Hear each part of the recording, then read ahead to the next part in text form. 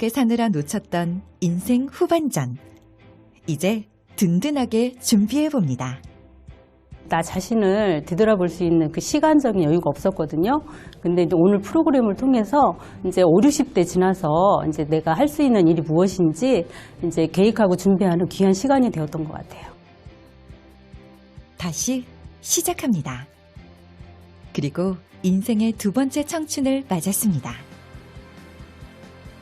퇴직을 했다 해서 집에서 놀 수 있는 게 아니고 또 업무를 함유로 해가지고 또 내 건강에도 또 아니면은 뭐 경제적인 거라든지 모든 면에서 도움이 될 것 같고 해서 이렇게 재취업을 생각하게 되었습니다. 중장년 일자리 희망센터와 함께 두 번째 꿈을 꼭 이루세요. 이 캠페인은 고용노동부, 충남북부 상공회의소와 함께합니다. 대한민국의 행복한 변화가 시작됩니다. 7월 1일부터 300인 이상 사업장에서 주 최대 52시간으로 노동시간이 단축됩니다. 정말? 이제 일생활 균형은 선택이 아닌 필수. 집중해서 일하면 저녁이 달라지고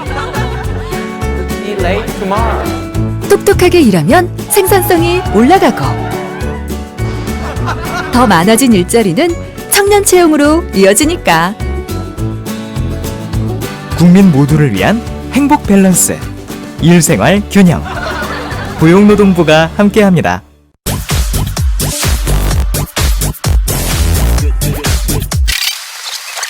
김 부장님, 곧 정년이시잖아. 같이 일하면 참 좋을 텐데.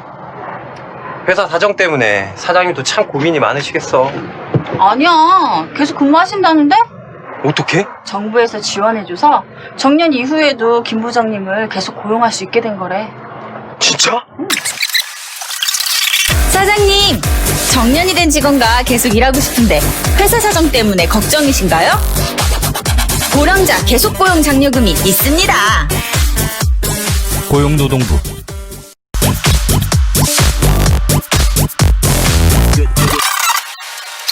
박 사장이 사람 목보에서 쫄쫄 매더니 요즘 신나 보이던데?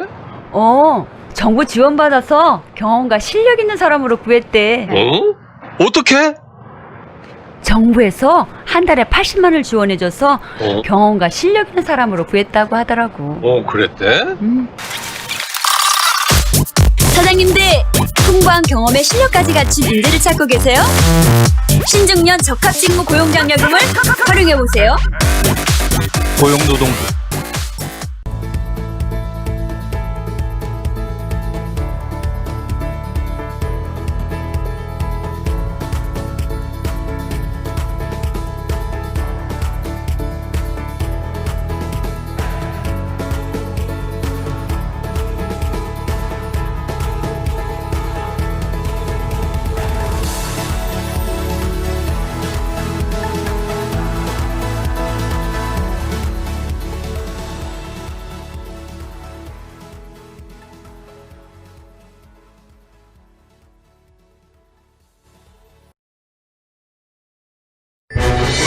어머머 대박.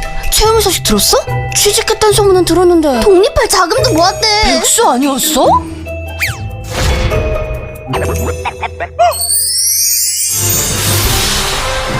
회사에서 알아주는 인재라는데? 걔 이번에 승진도 했잖아. 와, 최우미 잘 나가네. 비결이 뭘까? 채움씨 비결이요. 청년 내일 채움 공제.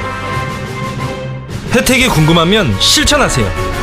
청년에겐 내일을, 기업에겐 인재를 다 채워드립니다. 청년과 기업 모두 함께해요.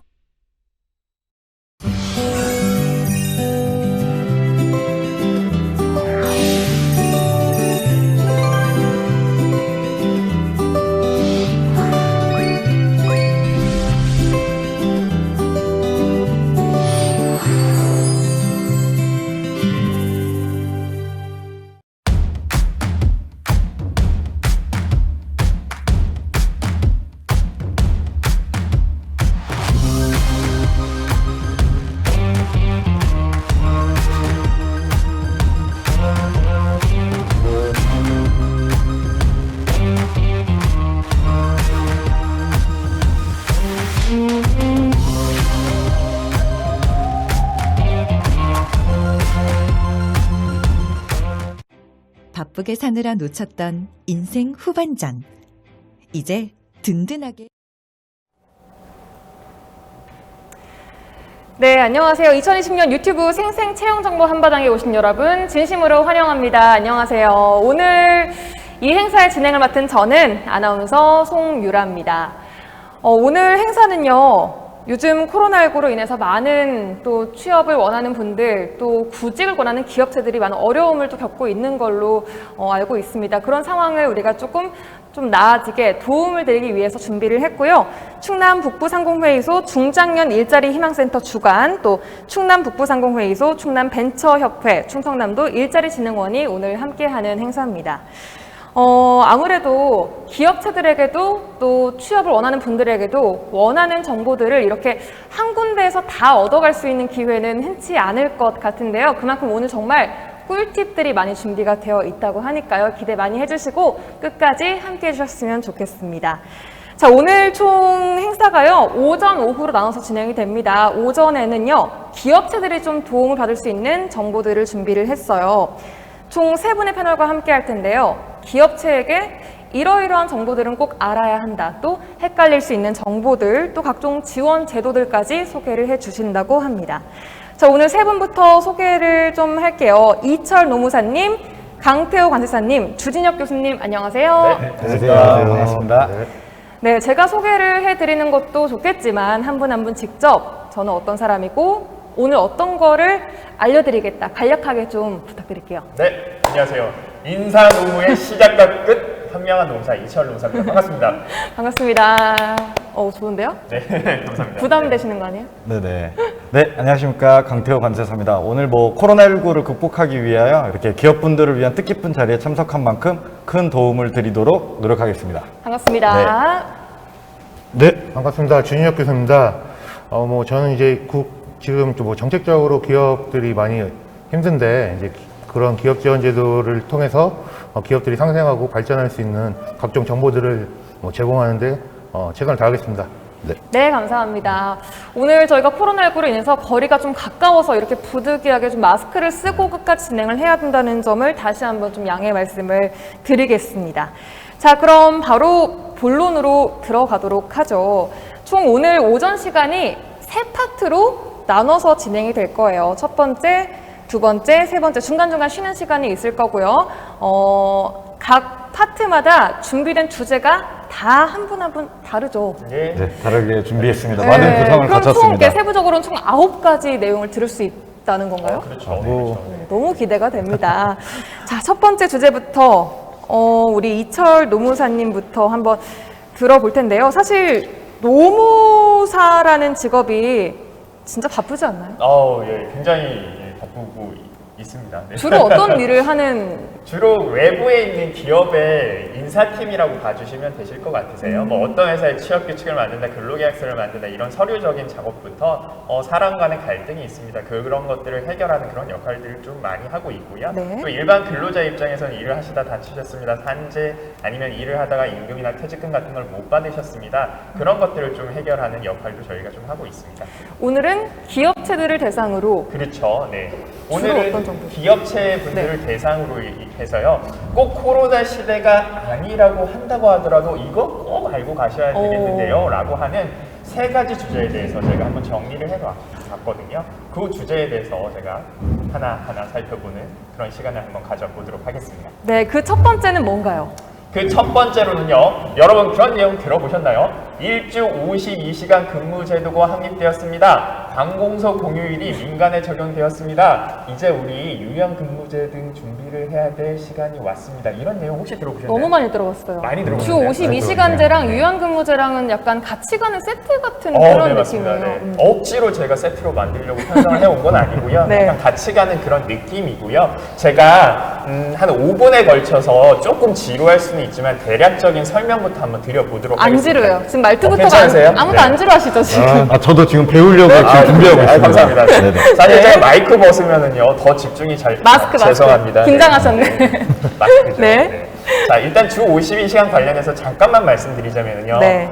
혹시 아나운서님 한 주에 몇 시간 일을 한다라고 법에 정해놨을까요? 한 한 주에 보통 하루에 네. 8시간 근무니까 네. 하루 40. 맞습니다. 정답입니다. 역시 우수하시네요.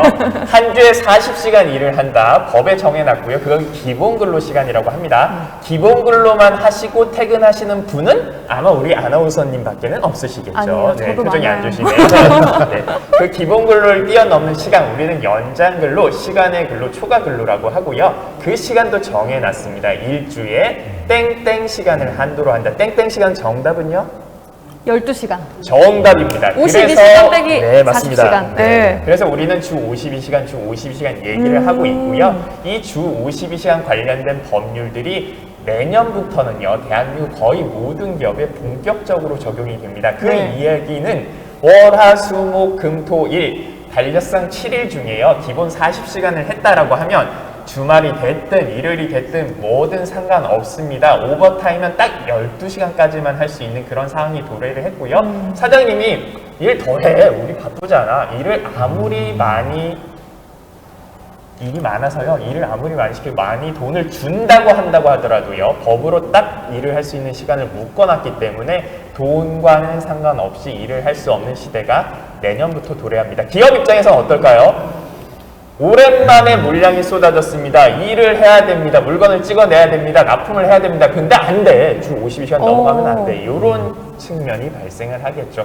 궁극적으로 깔려 있는 거는요. 이제 기존 인원을 가지고 일을 많이 시킬 생각을 하지 마시고요. 신규로 사람을 채용하세요. 채용하세요. 채용하세요. 고용 창출의 느낌이 좀 걸려 있는 아이템이죠. 요게 주 52시간이고요. 관공서 공휴일, 여러분 달력에 보시면은 빨간 날들이 이렇게 있죠. 근데 정말 잔인하게도요, 사기업 근로자들, 공무원이 아니신 분들은요, 언제 쉬냐면은요, 달력에 있는 빨간 날 중에 일요일 한 번, 주일이라고 쉽니다. 그리고 1년 중에 딱 하루 5월 1일 날 근로자의 날이라고 해서 쉽니다. 그럼 나머지 날은 뭐예요? 설날, 추석, 광복절, 크리스마스는 뭔가요? 그건 그냥 홍길동이죠. 빨간 날인데 빨간 날이라 부르지 못하고 일반 사람들은 쉬는 겁니다. 그래서 그 달력의 명칭 자체도요, 관공서 공휴일에 관한 규정, 관공서 공휴일을 적어 놓은 겁니다. 그런데 이러다 보니까 중소기업에서는 휴일을 제대로 보장받지 못하여 우리는 일을 못해요. 우리도 쉬고 싶어요. 우리도 로봇가 아니라 사람입니다. 이런 내용들이 많이 있었겠죠. 그래서 뭐 워라밸이다, 저녁이 있는 삶이다, 여러 가지 사회적인 분위기와 뭐 그런 것들이 좀 같은 맥락을 해서요. 내년부터 이 관공서 공휴일도 일반 사기업에 다 적용됩니다. 드디어 빨간 날을 빨간 날이라 부를 수 있었겠죠. 박수. 네, 저도 박수를. 아, 네네. 저도 쉴 수 있나요? 네. 관세사는요. 네네네. 네. 그런 거 쉬시면 안 됩니다. 네. 열심히 일하셔야 됩니다. 네. 그 관공서 공휴일에 드디어 우리는 쉴 수 있게 되었는데요.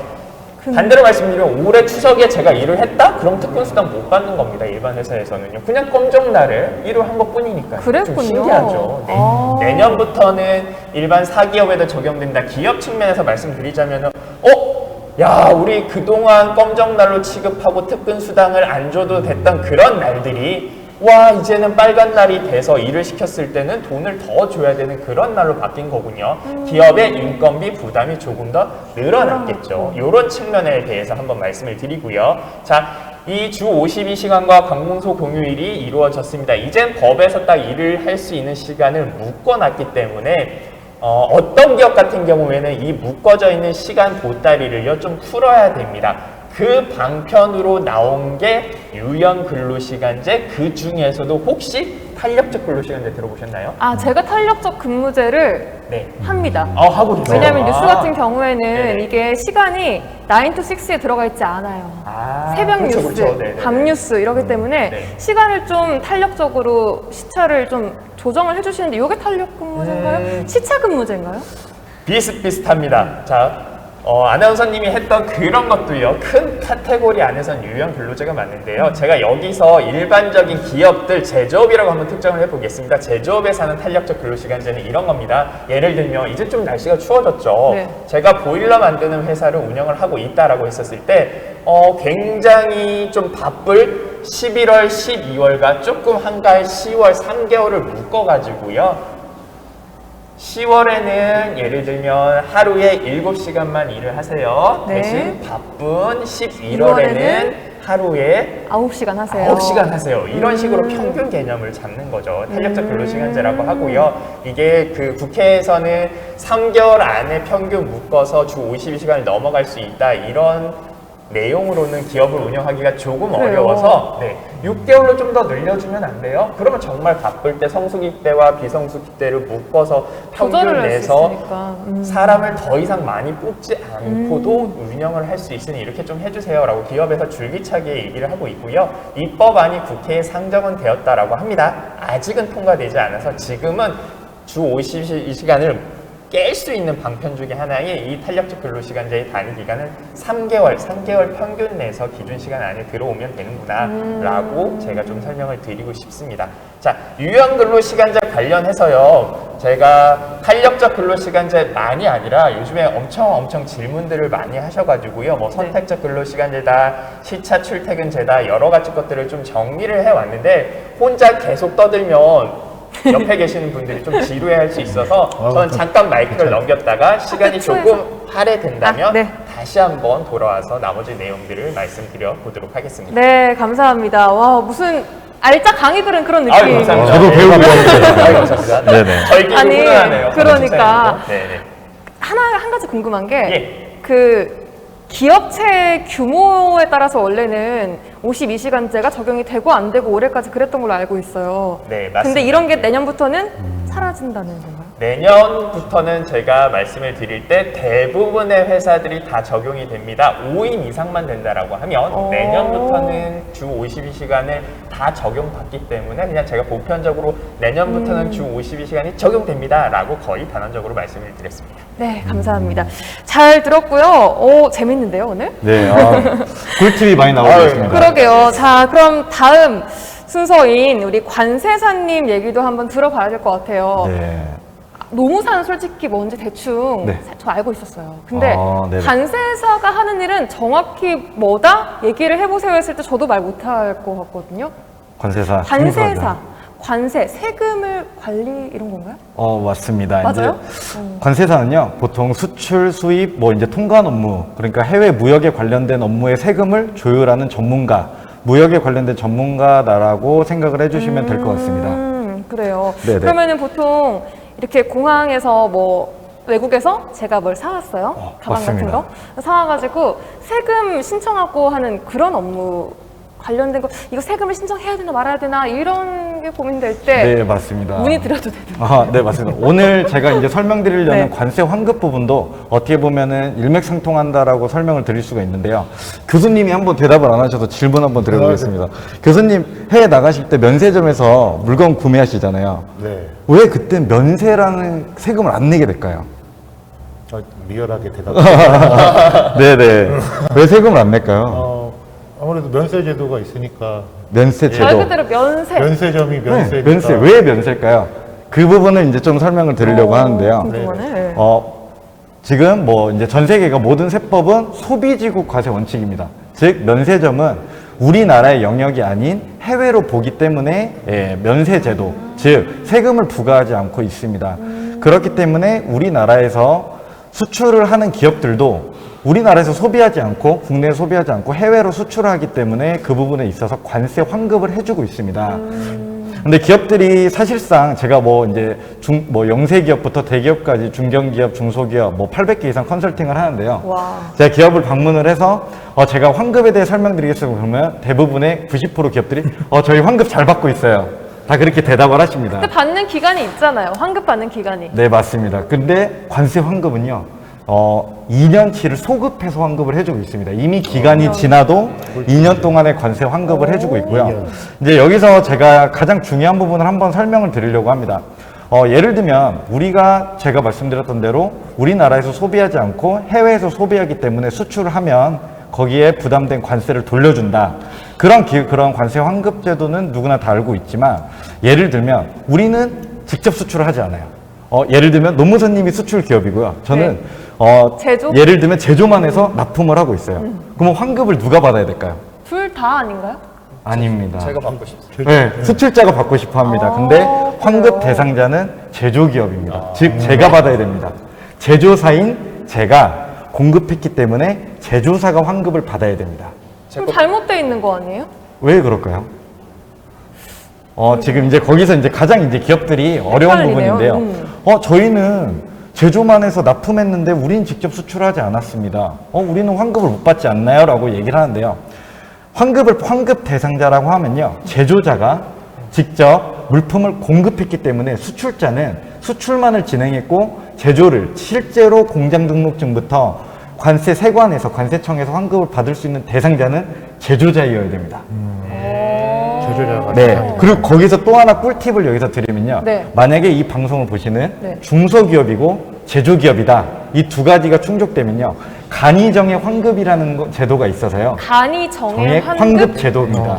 그게 오늘의 첫 번째, 첫 시간, 1교시라고 할까요? 네. 1교시의 꿀팁에서는 간이정의 환급 제도라는 게 있어서 그 제도를 활용하면 우리가 직접 수출하지 않고도, 즉 수출자에게 공급하는 제조사들도 환급을 받을 수 있다. 이 부분을 좀 기억해 주셨으면 좋겠습니다. 네, 진짜 모르고 있던 기업들도 있었을 거예요, 분명히. 그렇죠? 정말 많이 있었습니다. 제가 그 부분은 3교시 때 사례로 한번 들어드리려고 하고요. 알겠습니다. 이 방송을 들으시는 이제 기업분들이 저도 그렇고 노무사님도 그렇고 아나운서님도 그렇고 연말 정산을 받지 않습니까? 그게 또 네. 그렇죠. 네. 제2의 월급. 제2의 월급. 네. 기업도 이제는 제2의 월급 연말이 다가오고 있습니다. 그게 관세 환급이다라고 생각해 주시고 다시 한번 체크해 주셨으면 좋겠습니다. 네. 또 네. 진짜 꿀팁들이 오늘 많이 나오고 있어요. 감사합니다. 자, 그러면은 일단 1교시는 끝나신 네. 건가요? 간략하고 좋았어요. 자, 우리 교수님이 준비하신 내용도 1교시 내용 들어볼게요. 교수님은 일단 경영학 박사님이시고요. 또 한국공공자치연구원에서 또 계십니다.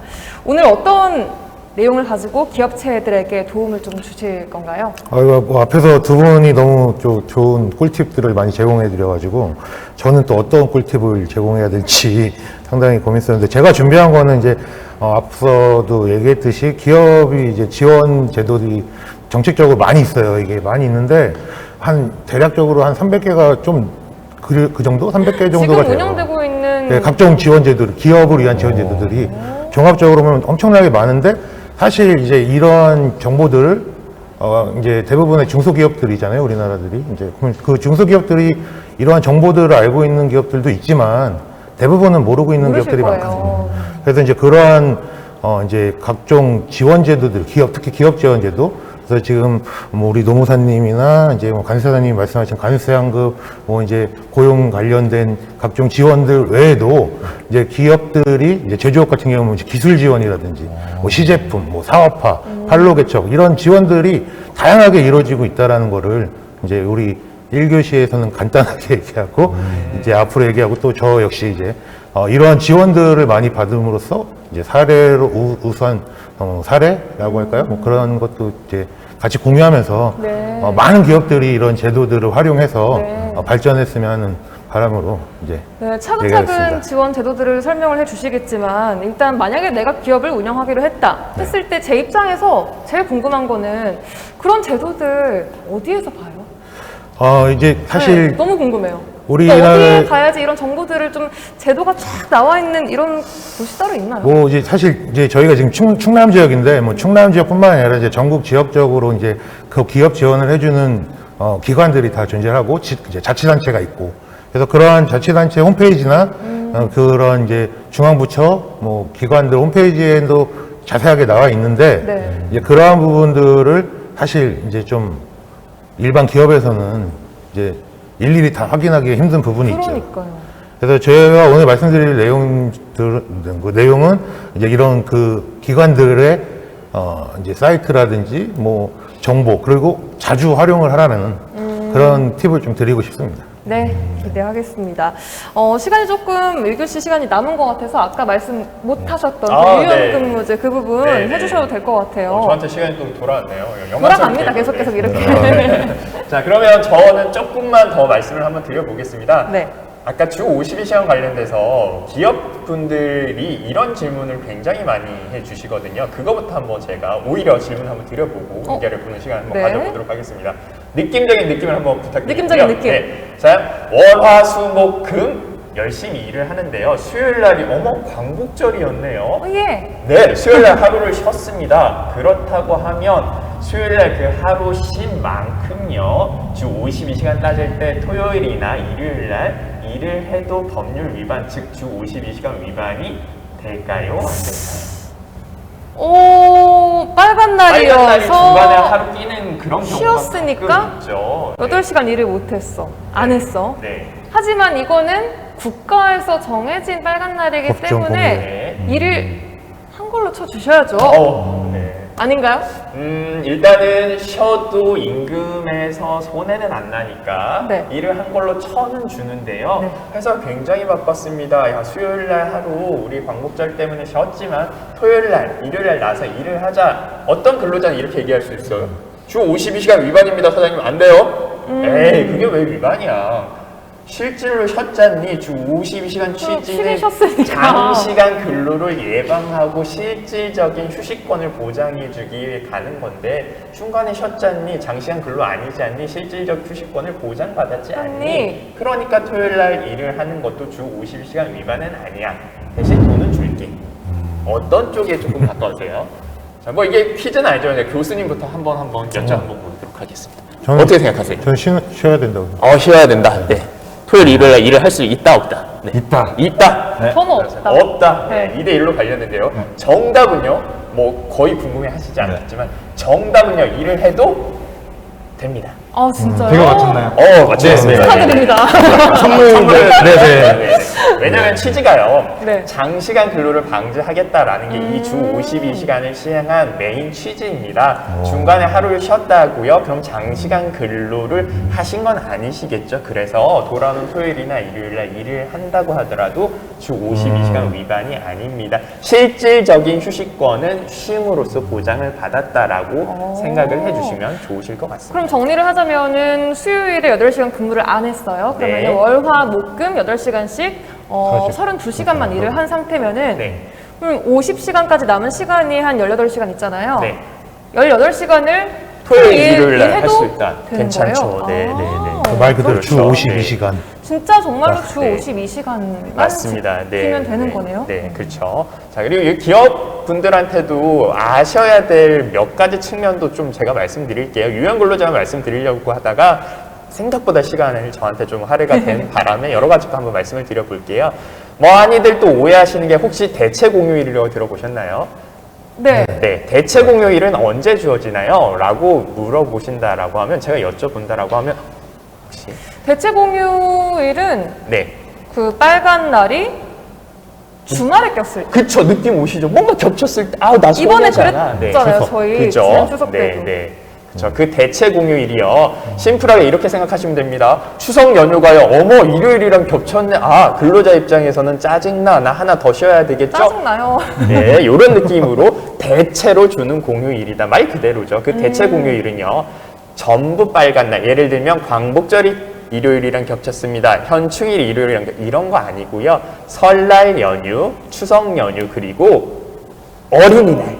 요 세 가지만 겹쳤을 때 돌아오는 평일 하루를 대체 공휴일로 지정이 되는 거고요. 관공서 공휴일이 민간 기업에도 적용된다 말씀드렸죠. 이제 내년부터는 설날 연휴가 추석 연휴가 그리고 어린이날이 일요일 등이랑 겹쳤다라고 하면 돌아오는 그 하루 껌정 날도요. 빨간 친구가 돼버렸기 때문에 기업 입장에서 일을 시켰다라고 하면 소위 얘기하는 특근수당 같은 것들이 나가야 되겠죠. 자, 그 점도 한번 말씀을 드려보고요. 유연근무 시간제 관련해서 첫 번째로 제가 탄력적 근로시간제를 말씀을 드렸는데요. 또 종종 거론되는 게 이런 것들이 있습니다. 그 첫 번째가 선택적 근로시간제인데요. 이미 어느 정도는 들어보셨을 거예요. 하루에 일을 해야 되는 시간을 넓게 합니다. 9시부터 18시가 아니라 예를 들면 6시부터 20시까지 할까요? 이 중에 우리 반드시 같이 일을 해야 되는 코어 타임, 핵심 타임 2시부터 4시까지는 같이 일을 해요. 나머지 시간은요. 하루에 8시간 채우면 되니까 앞에 일찍 나오시든 뒤에 일찍 하시든 아무거나 자유롭게 하세요. 아나운서님이 하고 계신 방식은 아까 말씀드렸던 그 탄력적 근로시간제가 아니라 조금은 자율권이 있는 선택적 근로시간제에 가깝다라고 저는 말씀을 좀 드려보고 싶습니다. 네. 이렇게 선택적 근로시간제는요, 일반적인 회사의 관리 사무직에서 요즘 많이 이용들을 하려고 하고 있는 추세이긴 합니다. 근데 네. 기업분들이 좀 싫어하세요. 왜냐하면은 관리해야 될 근로시간의 범위가 넓다 보니까 근태 관리를 제대로 하기가 쉽지가 않겠죠. 그래서 일장일단이 있는 그런 장점이 있지만 그런 근태 관리가 어렵다는 단점 때문에 조금 선호도는 낮다라고 봐주시면 될 것 같고요. 네. 나머지로 말씀드려야 될 거는 재택근무제. 요즘 뭐 줌 뭐 이런 화상회의 이렇게 해서 요즘 재택근무제 진짜 굉장히 많이 하죠. 방송하는 저 같은 경우에는 사실은 방송국에 가서 방송을 네, 네. 해야 되기 때문에 네. 재택근무가 불가능한데 코로나19를 겪으면서 정말 많은 일반 그쵸, 직장인들이 집에서 정말로 다진 잠옷 입고 네, 위에는 갖춰 입고 화상 채팅을 딱 켜서 네, 그러니까 출근 관리를 한다고 하더라고요. 네네네. 저는 심지어 그 줌 화상회의로요, 온라인 면접을 본 적이 있거든요. 그 회사 기관의 외부 면접위원으로서 코로나가 한참 유행했었을 때 면접관으로? 네, 면접관으로 차 안에서 이렇게 면접을 봤는데요. 줌 화상회의로. 어떠세요? 그 면접관 입장도 되게 궁금했어요. 이게 제가 했었을 때 좀 시스템이 원활하지 않아가지고요. 질문자님 자기소개해주세요. 아니 면접자님 자기소개해주세요. 라고 하는데 한 3초 버퍼링 있죠. 네, 자기소개하겠습니다. 네, 너무 황당하더라고요. 도대체 저는 그 버퍼링 시간 동안에 뭘 해야 되나, 뭐 웃어야 되나, 울어야 되나, 뭐 약간 웃으면서 기다려야 돼. 웃으면서, 네네네, 웃으면서. 네. 어쨌든 그런 그렇게 경우도 그런 있습니다. 식으로 네. 집에서 재택근무를 할 때는 네. 이런 다양한 근무제들이 어떻게 또 활용이 될 수 있나요? 자, 유형 근무제 중에 하나가 이 재량 근무제, 뭐 재택 근무제 뭐 이런 것들이 있는데요. 재택 근무를 했었을 때도 뭐 이따 교수님이 말씀해 주시겠지만 뭐 그 지원금 같은 것들도요, 회사한테 좀 주고요, 장비 구축 비용이나 이런 것들도 정부가 어느 정도 좀 제공을 하고 네. 있다라는 말씀을 좀 네, 드리고 네. 싶고요. 재택근무제라고 했었을 때 크게 인사노무 관점에서 달라질 건 없는 것 같습니다. 다만 근무 시간 중에 이탈을 했다더라, 근무 장소가 집인데 집 밖에 나갔다더라, 뭐 이런 것들이 발생을 하고 있거든요, 실무에서. 네. 그랬을 때 이 부분이 뭐 징계가 가능한 영역이냐 아니냐 이런 논란들은 앞으로도 계속 활발히 이루어질 것 같습니다. 저 혼자 너무 많이 떠들어가지고요. 저는 여기서 살짝 또 마무리를 지어보도록 하겠습니다. 네, 감사합니다. 혹시 들으시면서 뭐 서로서로한테 궁금한 부분들이 저 이번 궁금한 거 하나 파트원에서 또 있으시면 또 해주셔도 될 것 같아요. 그 우리 주 52시간에 대해서 얘기했는데 이게 대부분 이제 근로자들은 한 직장에서 근무를 하잖아요. 그렇죠. 이제 만약에 여러 직장에서 근무를 할 수도 있잖아요. 투잡, 쓰리잡. 쓰리잡한 사람들의 그 주 선택을. 52시간 해당 여부는 뭐 전체적인 건지 아니면 업체별로 가셔야 됩니다. 그러면 한 회사 A 회사에서 주 52시간을 넘겼는지가 중요해서요. 업체별로 가셔야 돼요. 뭐 투잡이면 104시간? 물리적으로는 그게 가능하네요. 물리적으로. 네네. 한술적으로. 현실적으로 그 부분은 조금 조정이 또 필요할 것 같아요. 그런 식으로 일하시는 분들한테는. 네, 맞아요. 그런 일이 이제 실질적으로 그런 수도 있다라고 저는 생각하거든요. 그리고 노무에 대해서 이제 좀 설명을 많이 해주셨는데 그 이제 제가 좀 전에 설명을 드렸던 환급 부분에 있어서 이제 기업분들이 좀 이제 가장 많이 착각하는 부분 중에 하나가 우리가 만약에 원재료만 납품하고 또 다른 2차사, 3차사들이 이렇게 벤더를 거쳐요. 그럼 이때 누가 환급을 받아야 되냐? 궁금하네요. 그것도. 네, 맞잖아요. 궁금하네요. 아나운서님이 수출하고 1차 협력사, 2차 협력사, 3차 협력사예요. 그런 데가 많잖아요. 협력사를 대부분 우리나라의 구조가 그렇게 되어 있기 때문에 자동차 산업 네, 맞습니다. 충남권에 SCM이라고 하잖아요. 협력사들. 그럴 때는 3차 협력사가 기초 원재료 납세 증명서 또는 분할 증명서라는 서류를 저한테 발급해 주고요. 제가 그걸 토대로 또 기초 원재료 납세 증명서, 분할 증명서를 발급하고 그 서류를 또 수출자에게 전달을 해야 그래서 수출자가 환급을 받게 되는 겁니다. 수출자가 직접 수출했다고 세관에서 환급을 받을 수가 없는 구조입니다. 분할. 네, 그래서 제조한 기업이 환급 대상자가 되는 겁니다.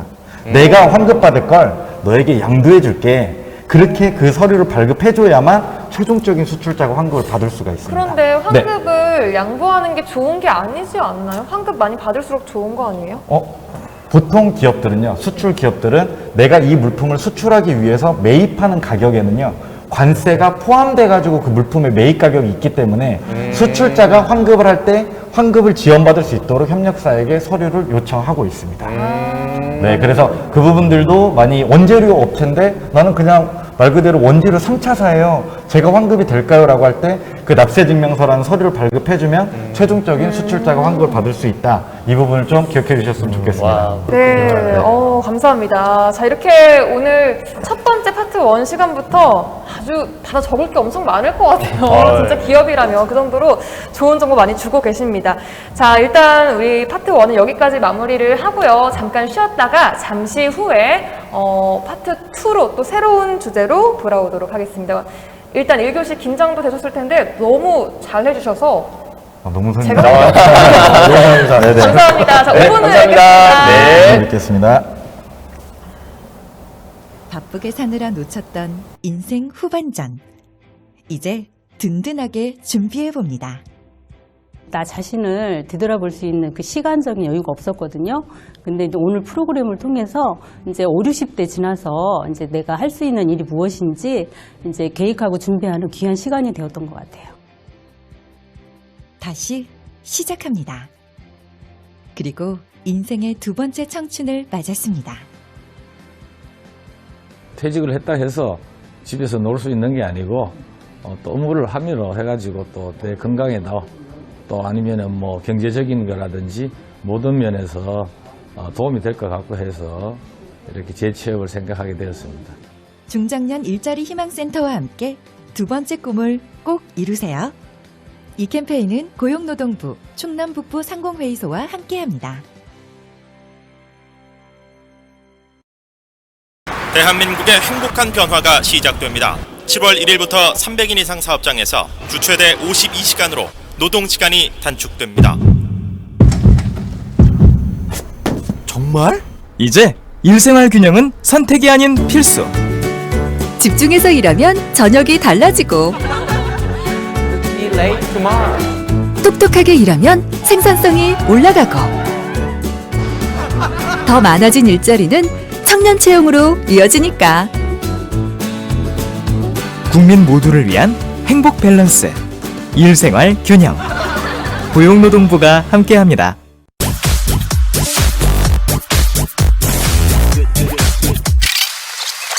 김 부장님, 곧 정년이시잖아.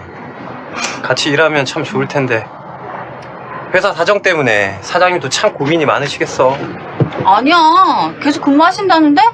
어떻게? 정부에서 지원해줘서 정년 이후에도 김 부장님을 계속 고용할 수 있게 된 거래. 진짜? 사장님, 정년이 된 직원과 계속 일하고 싶은데 회사 사정 때문에 걱정이신가요? 고령자 계속 고용 장려금이 있습니다. 고용노동부.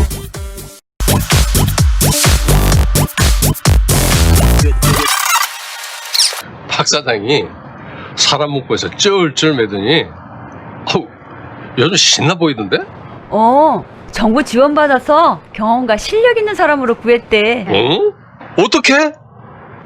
정부에서 한 달에 80만 원을 지원해줘서 경험과 실력 있는 사람으로 구했다고 하더라고. 그랬대? 사장님들, 풍부한 경험에 실력까지 갖춘 인재를 찾고 계세요? 신중년 적합직무 고용 장려금을 활용해보세요. 고용노동부.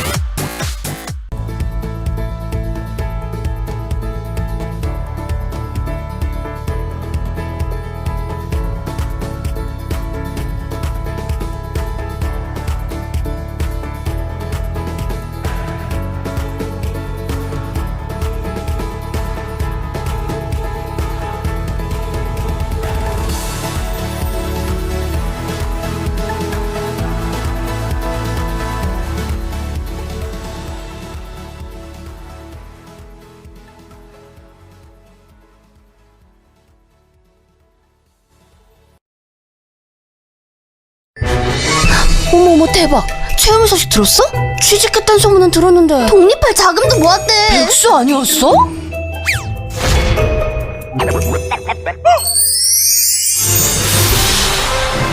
회사에서 알아주는 인재라는데? 걔 이번에 승진도 했잖아. 와, 체험이 잘 나가네. 비결이 뭘까? 체험씨 비결이요. 청년 내일 체험 공제. 혜택이 궁금하면 실천하세요. 청년에겐 내일을, 기업에겐 인재를 다 채워드립니다. 청년과 기업 모두 함께해요.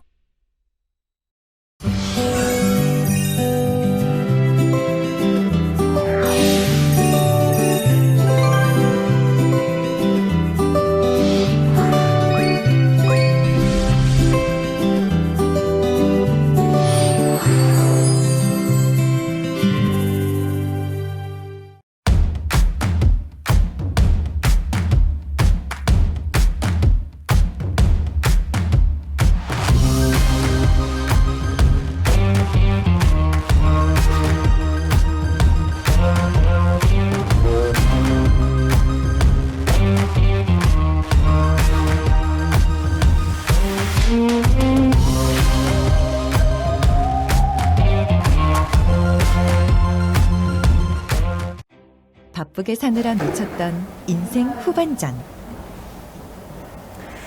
네, 충남 북부상공회의소 충남벤처협회 충청남도 일자리진흥원이 함께하는 2020년 생생채용정보 한마당 유튜브로 함께하고 계십니다. 자, 아까 저희가 파트 1 1교시에서 엄청나게 열띤 거의 토론에 가까운 그런 정보를 또 나눴습니다. 자, 파트 2에서는 어떤 내용들을 또 함께 나눠주실지 기대가 많이 되는데요. 다시 한번 말씀드리면요. 지금 이 오전 시간대는 기업체분들한테 좀 도움될 만한 정보들을 저희가 나누고 있어요. 그러니까 내가 꼭 지금 구인을 하고 있는 기업도 괜찮고요. 기업 운영 전반적으로도 소개를 해 주시고 계시니까요. 많은 도움 받아가시면 좋겠습니다. 두 번째 시간은 우리 교수님부터 한번 좀 얘기를 들어볼까 합니다. 주진혁 교수님, 파트 2 어떤 내용 준비하셨나요? 네, 앞서 이제 그 파트 1에서 기업 지원 제도들이 다양하게 있다라고 얘기했는데, 이번 시간은 이제 구체적으로 이제 우리 그 기업 지원을 해주는 사이트들을, 대표적인 사이트들을 좀 소개를 해드리려고 합니다. 제가 아까 궁금했던 거, 네. 그 부분이죠. 그래서 이제 그 내용은 이제 자료 화면 같이 보면서 PPT 화면과 함께 설명을 해주신다고 합니다. 네. 네. 그래서 이제 보면은 이제 앞서 뭐 많은 그 지원 기관들이 있고 자치단체가 있다 그랬는데요. 우리 이제 충청남도 같은 경우는 충청남도 홈페이지에 접속을 하시면 이제 충청남도 기업 SONet이라고 해가지고요.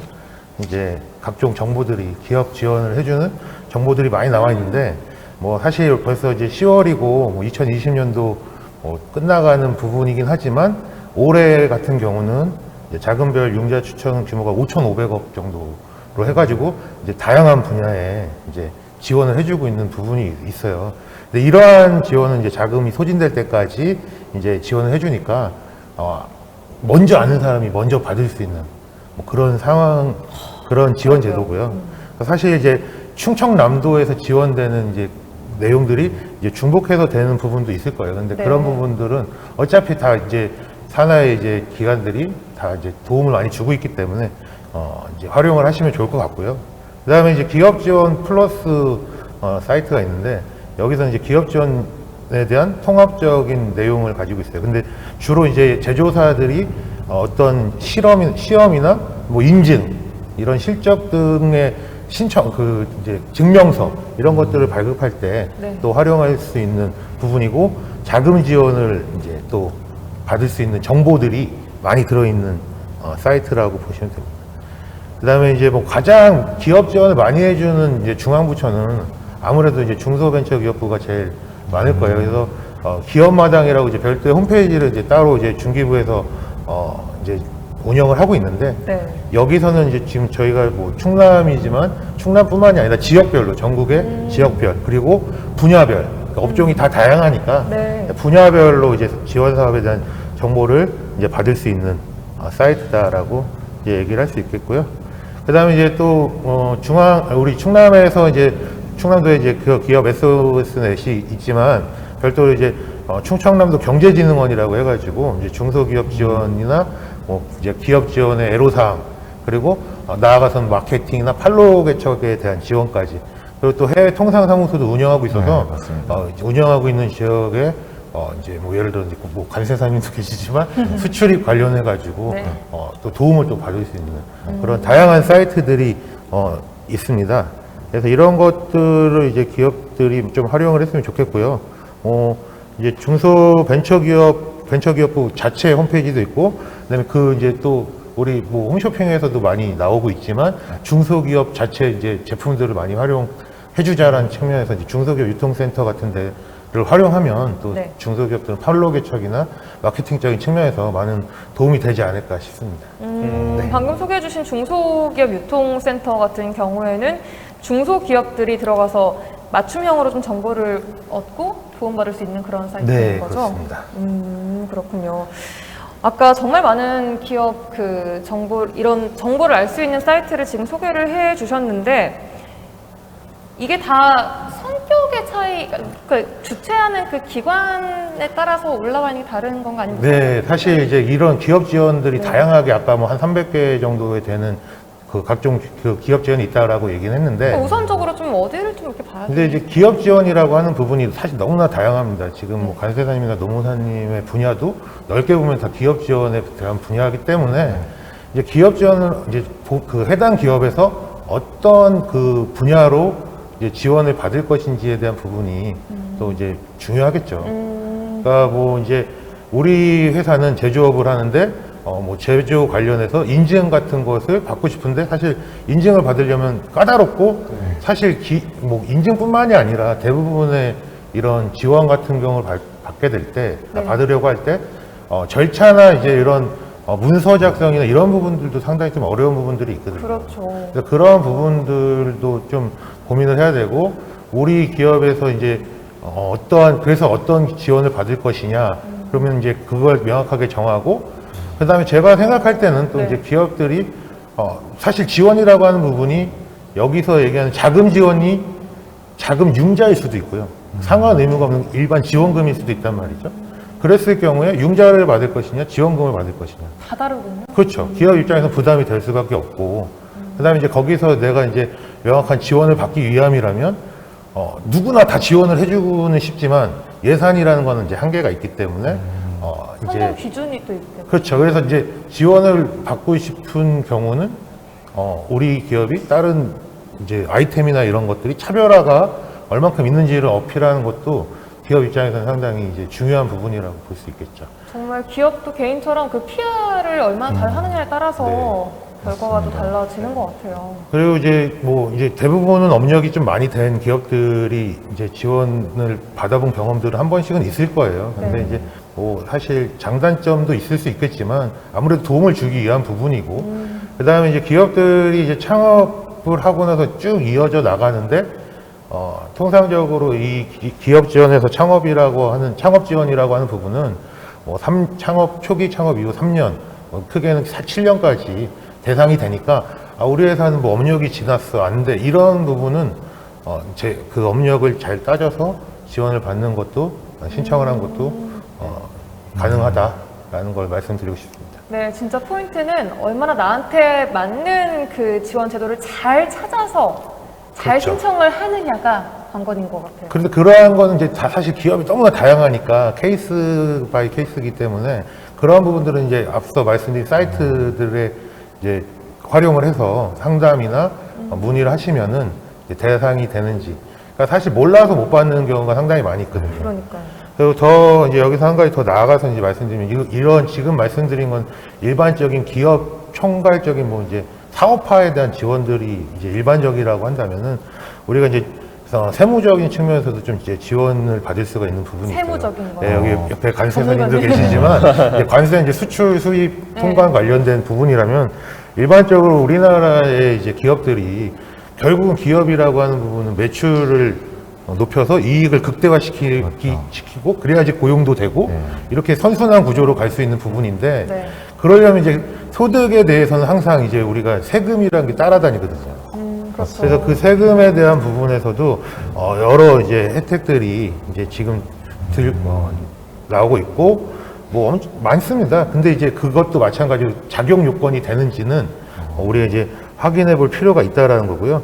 아마도 기업들은 이제 일반 그 중소기업들이 이런 세무적인 부분들 같은 회계 세무적인 부분들은 특히나 이제 물론 이제 담당하는 직원들이 있지만 이걸 일일이 다 신경 쓰고 하는 경우는 뭐 어느 정도 규모가 되지 않는 이상 힘들 거예요. 그래서 뭐 세무 대리 서비스를 이용할 수밖에 없는데 그런 세무 대리 서비스를 받는다고 하더라도 기업을 경영하시는 이제 경영자나 담당자들이 직접 이거를 챙기지 않으면 그 가만히 앉아 있다고 해주는 대리 서비스는 거의 찾아보기 힘들 거라고 봐도 있으면 되게 좋은 그 세무 대리 업체도 되게 괜찮은 업체죠. 근데 그런 부분들도 우리가 이제 보고 확인을 해서 우리 사업장에서는 이런 그러니까 마찬가지죠. 노무사님한테 이런 우리 사업장 이런 경우 어떻냐 물어보듯이 세무 서비스에도 물어보면서 지원을 받을 수 있으면 좋겠고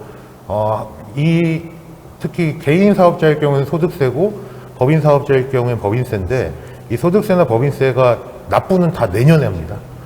법인세는 3월 말까지 그리고 소득세는 종합소득세 가지고 5월 말까지인데 그 귀속 기간은 올해까지예요.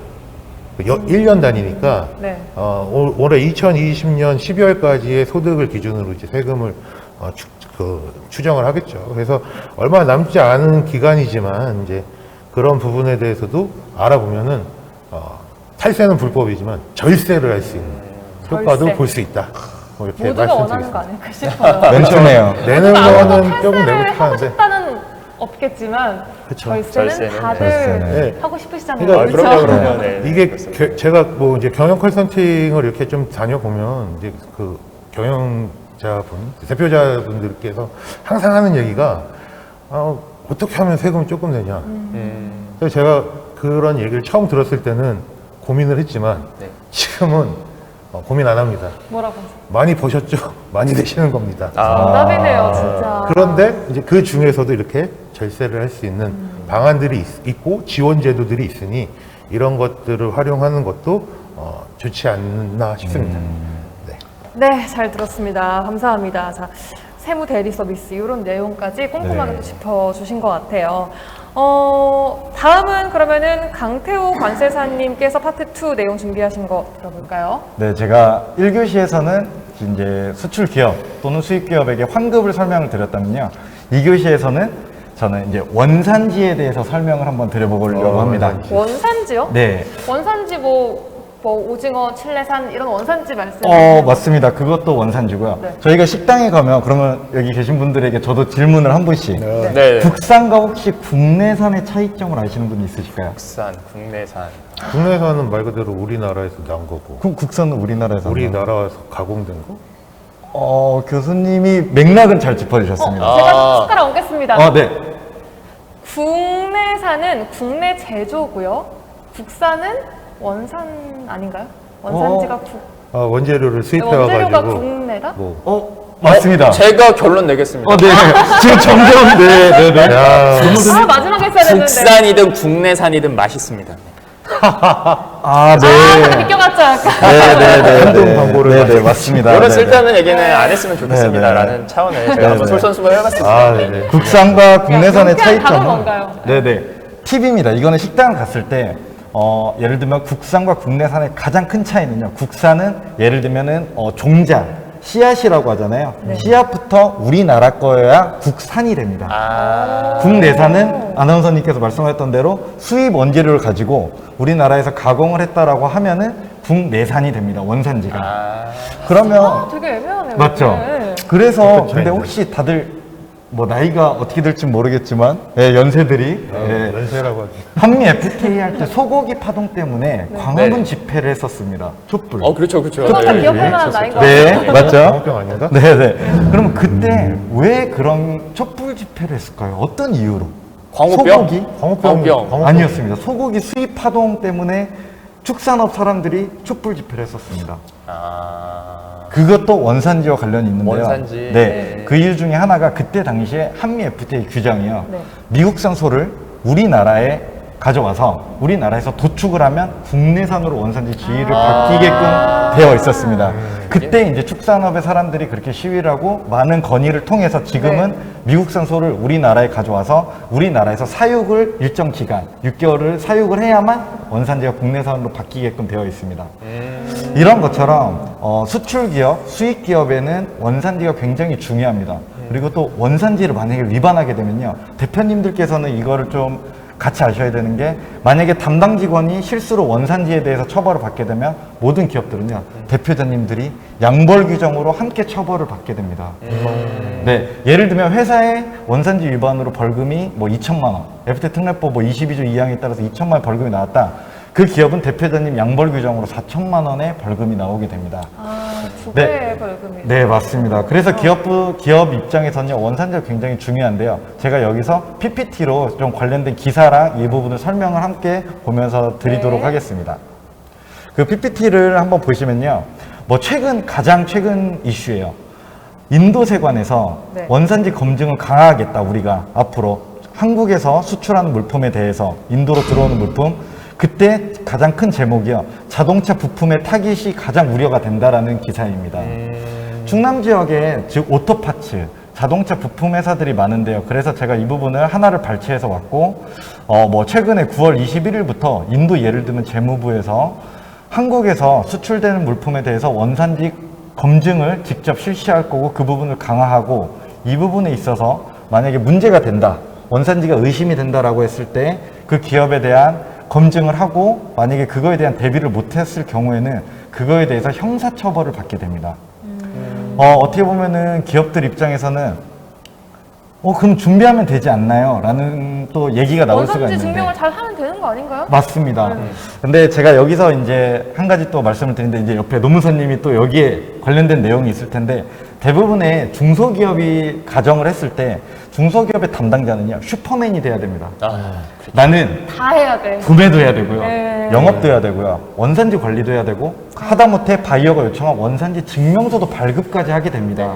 그럴 수 있죠. 네, 그러다 보니까 아무래도 업무가 겸직을 하고 과중되다 보면 원산지 증명서 그냥 단순한 페이퍼다라고 가볍게 생각을 하고 바이어에게 발급해서 전달한 그 원산지 증명서가 나중에는 큰 칼날로 돌아오게 됩니다. 그 기업에는. 그래서 제가 실제로 제가 이제 컨설팅을 하면서 뭐 예를 들면 이 충남권에 있는 기업이었습니다. 그 기업은 원산지가 사실은 그거에 대한 인증을 받아야 되는데 그 인증 기간이 종료됐는데도 계속 인증이 유효한 줄 알고 원산지 증명서를 발급하다가 세관에서 적발이 되어서 처벌을 받는 사례가 있었습니다. 사실 원산지를 뭐 잘못 쓰거나 한 것도 아닌데 네.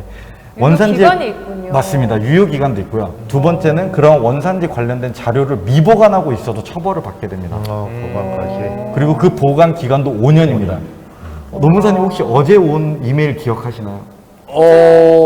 기억은 안 나죠. 네, 저도 기억을 못합니다. 어제 온 서류도 기억을 못하는데 기업 담당자들, 중소기업 담당자들은 슈퍼맨인데 5년 전 서류를 기억한다? 사실상 어불성설, 안 맞는 말이다라는 게 가장 큰 이슈였고요. 그리고 더 중요한 건 그 담당자는 억울합니다. 나는 진짜 회사를 위해서 정말 열심히 했지만 그런 부분에 있어서 좀 놓쳤던 부분들, 그런 부분 때문에 대표자님과 같이 처벌을 받을 때 세관 조사과를 갈 때 제가 조력을 하게 되는데요. 그 차 안의 분위기는요, 네, 제가 지금 이 방송을 하는 떨림의 10배가 더 느껴졌습니다. 차 안에서. 너무 싸할 것 같아요. 네, 맞습니다. 그 말 한마디 없이. 대표자님 입장에서는 그러니까 바이어가 요청한 거를 우리 직원이 못했다라고만 인식을 하시게 되고요. 그래서 대표님들께 좀 부탁을 드리는 건, 담당자분들이 원산지 부분도 놓칠 수도 있기 때문에 한 번 더 체크를 해주시면 좋을 것 같고요. 담당자분들은 내가 여태까지 발급했었던 원산지에 관련된 서류들 또는 원산지에 관련된 표시, 이런 부분에 있어서 다시 한번 체크를 하고, 또 이제 그런 부분에 있어서 누락이 있다라 그러면은 보완을 하면 되기 때문에 그 부분에 있어서는 항상 유지를 해주셨으면 좋겠다라는 말씀을 드리고 싶습니다. 이게 진짜 자칫하면 또 놓치기 쉬운 부분, 또 한 번 챙겼다가 그냥 신경을 안 쓰고 있다가 또 큰일이 날 수 있는 그런 부분인 것 같아요. 네, 맞습니다. 그래서 저는 예를 들면 제가 중국에서 어떤 물품을 수입해서 중국과 미국에 혹시 무역 전쟁이 있었던 거 누구나 다 아시잖아요. 네. 중국에서 수입해서 한미 FTA를 적용해서 수출해요. 미국으로. 중국에서 수출을 수입을 해서. 해서 수입을 해서 네. 미국에 수출. 네, 미국에 수출. 그쵸? 그럼 이때는 원산지가 어떻게 될까요? 중국. 맞죠. 메이드 인 차이나입니다. 네. 근데 그러면은 미국 입장에서는 메이드 인 차이나의 제품을 굳이 우리나라를 거쳐서 간다라고 해가지고 관세가 부과되지 않는 건 아니잖아요. 왜? 원산지가 메이드 인 차이나기 때문에. 네. 그러면 우리나라 기업 입장에서는 어떠한 추가 가공을 조금만 해서 메이드 인 코리아로 원산지를 바꾸고 싶어 합니다. 그러다 보면 그 원산지에 대한 지위가 변경될 수 있는 부분도 뭐 단순 포장, 세척, 소분 작업, 뭐 단순 조립 가공 이런 부분은 원산지 지위가 변경이 안 되기 때문에 이런 부분도 체크를 하셔야 됩니다. 어디까지는 요거까지 했을 때는 원산지가 바뀔 수 있고 네. 이거는 안 되고 네. 이런 게 다 정말 세밀하게 알아봐야 되는 부분이군요. 네, 범위가 굉장히 넓은데 한 가지로 대법원 판례에서요. 네. 여기 충남에 있는 모 기업이 철강을 수입해서 그 철강을 절단을 합니다. 코일이 감겨 있거든요. 철강이 이렇게 감겨 있잖아요. 네. 그거를 절단하는 업무만 하고 있습니다. 가공을. 네. 그럼 이 기업은 원산지가 메이드 인 코리아로 바뀔까요? 메이드 인 차이나일까요? 절단 정도면은 포장 같은 게 아니니까 일단 뭔가 그 제품의 모양을 바꾸는 거니까 국내 메이드 인 코리아 되지 않을까요? 아나운서님 관세사 하셔도 될 것 같아요. 네. 맞습니다. 그 대법원 판례에서요. 그러한 절단이라고 하더라도 그 기업의 노하우를 가지고 가공을 했기 때문에 그 가공은 메이드 인 코리아로서 원산지에 대한 지위가 변경될 수 있다라고 판례가 있습니다. 노하우. 네, 그런 것처럼 그 기업만이 가지고 있는 어떠한 가공이 있다라고 한다라고 하면 원산지 지위가 바뀔 수 있기 때문에 기업분들께서도 그런 가공 부분 또는 어떠한 부분 제조 공정에 대한 부분 이런 부분도 신경을 함께 써주셔야 됩니다. 원산지 부분에 있어서. 진짜 약간 소비하는 사람으로서는 메이드 인 이태리 이렇게 네. 박혀 있으면 그냥 이 모든 게 그냥 거기서 나는 건 줄은 저는 알았거든요. 네. 그게 아닐 수도 있겠다는 생각이 갑자기 막 드네요. 네, 맞습니다. 그래서 지금 제 친구가 예를 들면 마트를 가서 최근에 나 혼자 산다라는 프로에서 유아인 그 연예인분이 예를 들면 그 젓갈류에 대한 음식 때문에 대란이 났었잖아요. 그러면서 조개 젓갈을 보면서 이거 국내산이야. 이걸 먹어야 돼. 근데 조개 봐봐. 원산지 어디야? 라고 했을 때 중국산입니다. 네, 그런 것처럼 국내산이지만 원산지는 중국일 수 네. 조개를 중국에서 수입해서 우리나라에서 묻혔죠. 가공을 했으면 국내산입니다. 중갑하는 거. 네. 그래서 그런 부분에 있어서 원산지 부분이 굉장히 중요한 부분이고 저는 FTA라는 게 굉장히 이슈가 되잖아요. 네. FTA는 저는 딱 기업분들에게 양날의 검이다. 관세 혜택을 주지만 나중에는 검증으로 돌아올 수 있기 때문에 항상 그 부분을 대비하고 FTA를 활용하시기 바랍니다라는 기업분들에게 꼭 코멘트를 드리고 싶습니다. 네, 감사합니다. 정말 몰랐던 부분들을 또 여기 또 한 번 더 콕 집어주신 것 같아요. 잘 들었고요. 자, 이제 이철 노무사님이 준비하신 파트 2의 주제는 어떤 걸지 또 기대가 됩니다. 뭔가요? 네, 전 사업주 지원금에 대해서 준비해 왔고요. 교수님이 여러 가지 지원금 말씀해 주셨지만 저는 노무사인 관계로 그 지원금 중에 뭐와 사람에 관계된 지원금만 뽑아왔습니다. 사람에 관계된 지원금이요, 생각보다 꿀팁이거든요. 예를 들면 이런 거 있거든요. 저희 사무실에 유튜브 편집하시는 분을 제가 한 명 채용을 했습니다. 그런 디지털 일자리에 사람을 채용했다고 훌륭한 일을 하셨네. 국가에서 저한테 한 달에 180만 원 인건비를 보조해 줍니다. 이런 지원금이 있고 굉장히 큰 금액이죠. 그래서 사람 관련된 지원금을 제가 정리를 해드릴 텐데요. 두 문자를 따드리겠습니다. 고워유 신청디. 이게 뭐냐고요? 고워유 신청디. 그게 뭐예요? 고용유지지원금, 워라밸 일자리 장려금, 유연근무제 간접노무비, 신중력 적합 직무고용장려금, 청년 일경험지원사업, 청년 디지털 일자리 지원사업. 억지라고요? 네. 억지죠, 두 문자. 네. 종류가 뭐가 있다라는 것만 저는 명확하게 말씀드리고 싶어요. 왜냐하면은 이미 인터넷 채널, 유튜브 이런 각종 매체에서요, 지원금 요건이 이렇습니다, 정의는 이렇습니다, 신청 방법은 이렇습니다, 너무 자세하게 안내가 돼 있어서요. 네. 근데 굳이 왜 제가 이 6가지를 뽑아왔냐면은요, 앞에 말씀드렸던 이 고워유 장르는요, 기존 우리 회사에서 기존 근로자를 채용하고 있는 상태에서 이미 채용된 사람한테 받으실 수 있는 지원금 중에 사랑 관련된 것 중에 가장 의미 있는 거 3종 세트를 뽑아왔고요. 고용유지지원금, 워라밸 일자리 장려금, 유연근무제 간접 노무비입니다. 자, 제 오른쪽 손은요, 기존 직원이 아니고요, 신규로 직원을 채용하려고 합니다. 그랬을 때 받을 수 있는 그 중에 유의미한 지원금 뭐가 있나요? 3가지 종류를 뽑아왔습니다. 그가 첫 번째가요, 신중년 적합 직무 고용 장려금. 이름이 좀 어렵네요. 두 번째가 길고 어려워요. 네, 청년 일 경험 지원 사업이고요. 세 번째가 청년 디지털 일자리 지원 사업입니다. 느낌이 어떤 건지만 제가 살짝만 한번 말씀을 드려볼게요. 네. 일단 고용유지지원금이라고 하는 거는요, 요즘에 코로나 때문에 기업이 굉장히 어렵죠. 너 나가, 파이어, 해고, 구조조정, 네, 이런 것들을 안 하고요, 직원의 고용을 유지시켜 주셨습니다. 아우 사장님 잘하셨네요. 직원한테 나가야 될 인건비의 최대 70% 90%를 지원해 주는 그런 겁니다. 예를 들면 제가 이런 걸 운영을 한번 해보고 있다고 할게요. 호텔 업종을 하나 운영을 하고 있는데, 네. 코로나 때문에 투숙객이 하나도 없어서요, 10월 1일부터 10월 31일까지 호텔 문을 닫았습니다. 근데 원래 저는 호텔에서 300만 원을 받는 호텔리어였어요. 그럼 네. 저는 10월 달 임금으로 얼마를 받아야 될까요? 제가 보기를 한번 드려볼게요, 아나운서님한테. 1번, 너 전부 다 쉬었잖니? 네 월급은 빵원. 2번, 그런 게 어딨냐? 나도 먹고 살아야지. 철반만 주세요. 3번, 사장님 사정으로 문 닫으신 거니까 300만 원 전부 다 주세요. 어떤 게 느낌이실 것 같으세요? 자, 일은 안 했는데 진짜. 일하는 사람 입장에서는 먹고도 사실은 살아야죠. 네. 그거는 사장님 사정이죠. 저는 고용된 사람이니까 해서 다 받고 싶지만 네. 양심상 일부는 주세요라고 요구를 할 수 있을 것 같아요. 한 50%? 저 150만 원 정도? 아니요, 괜찮을까요? 한 70%. 70%. 네, 정답이고요.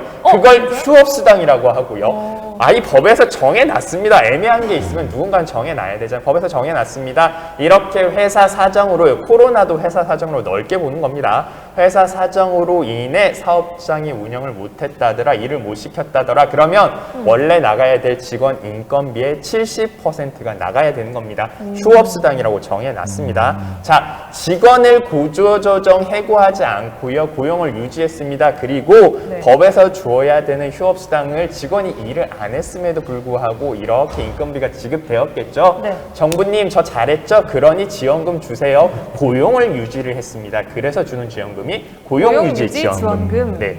두 번째로 워라밸 일자리 장려금이라고 하는 거는요, 워라밸 하면 어떤 느낌이 좀 떠오르시나요? 워라밸. 나만의 시간? 나만의 시간. 좋습니다. 네, 화끈합니다. 일과 생활의 균형 이런 거 얘기해 주실 줄 알았는데 나만의 시간 이러니까 느낌이 좋습니다. 제가 얘기하려고 했어요. 그러셨어요? 제가 뺏었나요, 질문을? 네. 자, 나만의 시간을 갖기 위해서는 하루에 8시간, 일주 40시간 연장하고 너무 많이 일을 하면 나만의 시간을 갖기가 좀 어렵잖아요. 그래서 일을 하는 시간을 줄였습니다. 이렇게 한번 줄여볼까요? 하루 8시간 일하지 마시고요. 네. 하루 6시간만 일을 하세요. 일을 하는 시간을 줄여서 기타 다른 개인적인 교육이 됐든 아니면 육아가 됐든 자기 개발이 됐든 그런 데 씁니다. 그랬었을 때 회사한테 조금 더 양질의 일자리죠. 근로자 입장에서 일을 하는 시간이 줄어든 조금 더 양질의 일자리를 제공해 주었습니다. 사장님 고맙습니다. 그래서 정부가 지원금을 주겠습니다. 그 지원금 이름이 워라밸 일자리 장려금입니다. 괜찮은 지원금이고요. 자, 유연근무제 간접 노무비에 대해서는요, 유연근무제 아까 우리가 첫 번째 시간에 말씀드렸던 재택근무제, 선택근무제 이런 것들이 있죠. 자율출퇴근제, 이런 유연근무제를 했었을 때 회사한테 인건비를 보조해 주겠다라고 합니다. 느낌 자체는요, 조금의 양질의 일자리를 만들어 주세요. 그러면 회사에서 비용이 들어가겠죠. 그 비용 중에 일부는 정부가 커버해 주겠습니다. 기존 직원분들한테 유의미하게, 이 돈 생각보다 꽤 많은 돈이 나가고 있거든요. 네. 유의미한 지원금 알아봤고요. 네. 그리고 요 반대편에 제가 좀 짧게 또 신규 채용으로 받는 지원금에 대해서 한번 정리를 해볼 텐데요. 네. 신중년이란 말씀 혹시 들어보셨나요? 저는 신중년 하니까 꽃중년 이런 거 그런 거랑 좀 비슷하죠. 신중년, 인생 2모장, 인생 3모장 이렇게 라디오에서 광고도 하던데요. 신중년 만 50세가 넘어서 일을 할 수 있는 그런 것들이 혹시 있을까요, 회사에서? 네, 있을 것 같아요. 개발하면 있겠죠. 네. 그렇게 만들기 나름인 것 같아요. 중년 근로자가 일을 하기에 적합한 일자리를 만들어내셨다? 감사합니다. 그럼 정부가 지원금을 주겠습니다. 신중년에게 적합한 직무를 만들어내서 고용을 창출한 그 회사한테 지원금을 주는 겁니다. 그 대상은 뭐 퇴직을 하신 분들도 상관없고. 그렇죠. 네. 만 50세 이상이다라는 단서, 그런 사람을 채용했다라는 단서가 붙지만 보통 첫 번째 직장을 마치고 두 번째 직장으로 들어가셨을 때 조금 그 정도 그 연령대가 되지 않을까라는 생각이 좀 들고요. 자, 두 번째로 청년 일경험 지원 사업은요. 청년들한테, 보통 청년이라고 했었을 때 만 34세 미만을 많이 의미를 하고 있습니다. 청년들이 요즘에 취업하기가 굉장히 어렵다라는 얘기를 언론에서 많이 하고 있죠. 이런 청년들한테 일을 할 수 있는 일자리를 만들어줬습니다. 아고 잘하셨네요. 그래서 지원금을 주시는 게 청년 일경험 지원 사업이고요. 자, 마지막으로 청년 디지털 일자리 지원 사업은 우리 회사의 홈페이지를 누군가가 면밀히 관리해 줬으면 좋겠어. 요즘에 그리고 뭐 인땡그램 뭐 이런 것들로도 요즘 쇼핑을 좀 많이 하시는 것 같더라고요. 검색도 하시고. 저 같은 경우에는 개인적으로 모든 그 약간 핫플, 핫한 아이템 이런 모든 검색을 그 인별그램으로 합니다. 인별그램 많이 하세요? 그 정도로 검색했을 때 가장 가깝게 사용자의 그 후기를 알 수 있고 뭐가 많이 올라와 있는지를 한눈에 볼 수 있기 때문에 아마 많이들 사용하시기 때문에 그만큼 광고도 많아요. 그래요? 저도 이 충남 지역에 있는 그 인별그램에 나와 있는 신상 카페들 있죠. 와이프가 개인적으로 그런 데 가보는 게 취미라서 매주 주말마다 그 투어를 하고 있어서 같이 가드려야죠. 인별그램이 기쁜 마음으로 하잖아요. 그렇죠? 굉장히 기쁜 마음으로 갔는데 인별그램은 우리나라 기업 아니니까 뭐 그런 생각을 갖고 하고 있는데요. 자, 마지막으로 청년 디지털 일자리 지원 사업이라는 거는요. 이렇게 말씀드렸던 인별그램 또는 뭐 지금 저희가 쓰고 있는 이런 플랫폼이죠. 뭐 유튜브나 아니면 뭐 페이스북이 됐던 카카오 스토리가 됐던 이런 플랫폼 관련된 IT 관련된 그런 느낌이 좀 있는 거죠. 그런 일을 하는 직무를 채용을 했다, 그런 사람을 채용했다라고 하면 정부가 주는 지원금이라고 봐주시면 될 것 같습니다.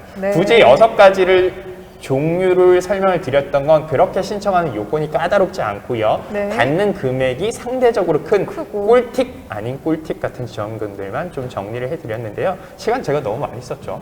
3교시에는요 조금 더 좋은 내용으로 한번 다시 말씀을 드려보도록 하겠습니다. 네, 어쨌든 우리 노무사님께서는 진짜로 지원금, 장려금 받을 수 있는 걸 꼼꼼하게 세밀하게 이러이러한 게 있고요. 신규 채용은 따로 이러한 게 있으니까 맞는 거 찾아서 지원금 받아가세요. 이렇게 다 알려주신 것 같아요. 그럼요. 제가 드리는 건 아니지만 꼭 챙겨 가셨으면 좋겠습니다. 지금 정보 싸움이니까 정말 좋은 정보인 것 같습니다. 자, 이렇게 해서 이제 세 분의 파트 2, 2교시 관련 내용 주제 토론까지 끝나봤는데요. 혹시 들으시면서 서로에게 좀 질문이 있으시다거나 추가하실 말씀 있으신가요? 저는 국내산 가르쳐 주셔가지고요. 오늘 사무실 회식해야 되는데 국내산 한우로. 국내산 한우. 국내산 한우로 더하게 먹어보도록 하겠습니다. 국내산, 국산. 그러니까. 근데 국산 한우 먹어야 되는 거 아니에요? 그렇게 치면? 그죠? 좀 성공하면 주세요. 노무사님. 국산 한우를 먹는 그날까지. 교수님도 하실 말씀 혹시 있으신가요? 저는 국산 한우 대신에 한돈으로 가겠습니다.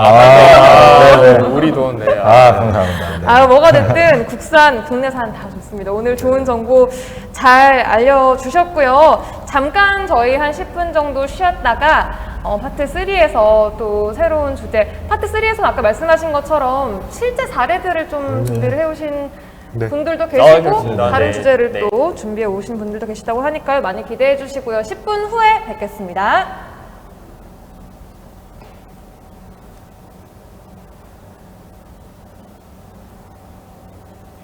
바쁘게 사느라 놓쳤던 인생 후반전. 이제 든든하게 준비해봅니다. 나 자신을 되돌아볼 수 있는 그 시간적인 여유가 없었거든요. 근데 이제 오늘 프로그램을 통해서 이제 5, 60대 지나서 이제 내가 할 수 있는 일이 무엇인지 이제 계획하고 준비하는 귀한 시간이 되었던 것 같아요. 다시 시작합니다. 그리고 인생의 두 번째 청춘을 맞았습니다. 퇴직을 했다 해서 집에서 놀 수 있는 게 아니고 또 업무를 함으로 해가지고 또 내 건강에 또 아니면은 뭐 경제적인 거라든지 모든 면에서 도움이 될 것 같고 해서 이렇게 재취업을 생각하게 되었습니다. 중장년 일자리 희망센터와 함께 두 번째 꿈을 꼭 이루세요. 이 캠페인은 고용노동부, 충남북부 상공회의소와 함께합니다. 대한민국의 행복한 변화가 시작됩니다. 7월 1일부터 300인 이상 사업장에서 주 최대 52시간으로 노동시간이 단축됩니다. 정말? 이제 일생활 균형은 선택이 아닌 필수. 집중해서 일하면 저녁이 달라지고 똑똑하게 일하면 생산성이 올라가고 더 많아진 일자리는 청년 채용으로 이어지니까 국민 모두를 위한 행복 밸런스. 일생활 균형. 고용노동부가 함께합니다.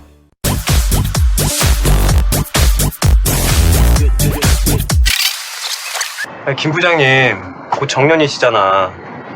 같이 일하면 참 좋을 텐데. 회사 사정 때문에 사장님도 참 고민이 많으시겠어. 아니야. 계속 근무하신다는데? 어떻게? 정부에서 지원해줘서 정년 이후에도 김 부장님을 계속 고용할 수 있게 된 거래. 진짜? 사장님, 정년이 된 직원과 계속 일하고 싶은데 회사 사정 때문에 걱정이신가요? 고령자 계속 고용 장려금이 있습니다. 고용노동부.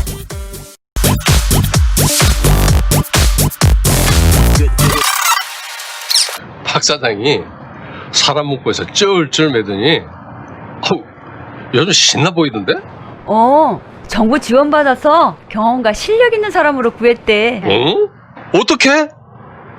정부에서 한 달에 80만 원을 지원해줘서 경험과 실력 있는 사람으로 구했다고 하더라고. 그랬대? 사장님들, 풍부한 경험에 실력까지 갖춘 인재를 찾고 계세요? 신중년 적합직무 고용장려금을 활용해보세요. 고용노동부.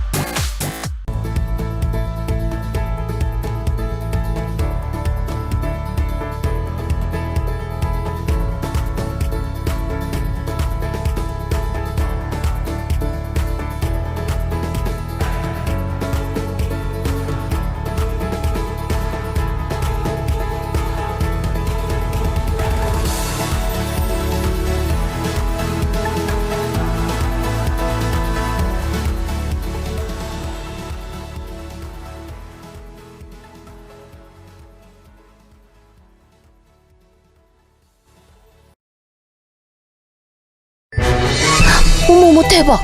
최우미 소식 들었어? 취직했다는 소문은 들었는데 독립할 자금도 모았대. 백수 아니었어?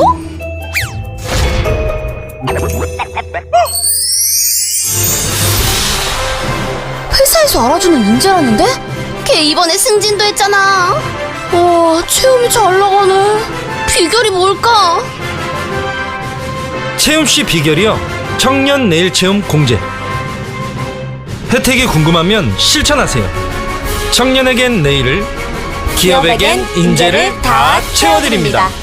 청년과 기업 모두 함께해요.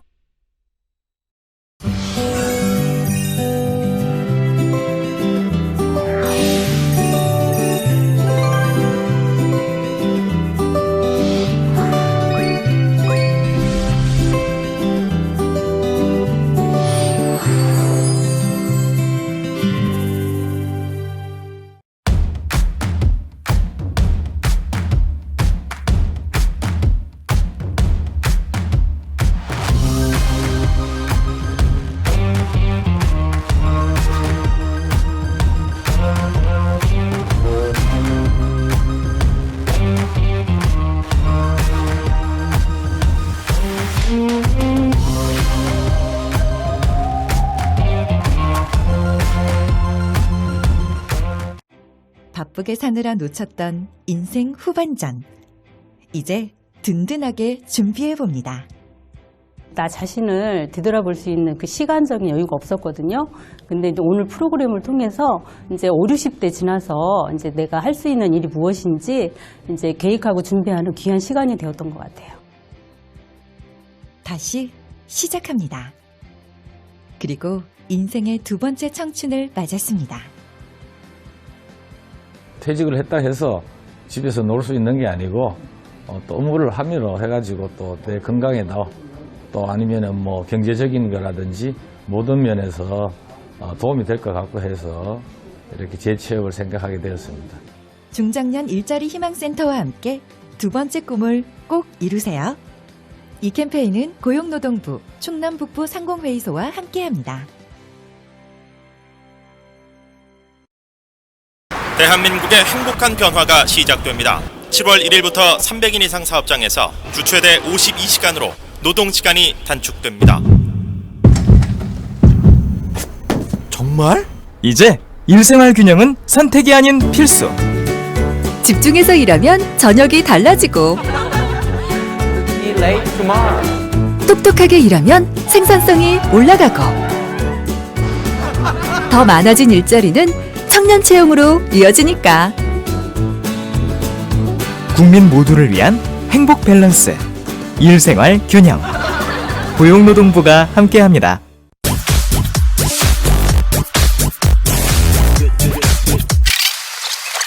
김 부장님, 곧 정년이시잖아. 같이 일하면 참 좋을 텐데. 회사 사정 때문에 사장님도 참 고민이 많으시겠어. 아니야. 계속 근무하신다는데? 어떻게? 정부에서 지원해줘서 정년 이후에도 김 부장님을 계속 고용할 수 있게 된 거래. 진짜? 사장님, 정년이 된 직원과 계속 일하고 싶은데 회사 사정 때문에 걱정이신가요? 고령자 계속 고용 장려금이 있습니다. 고용노동부.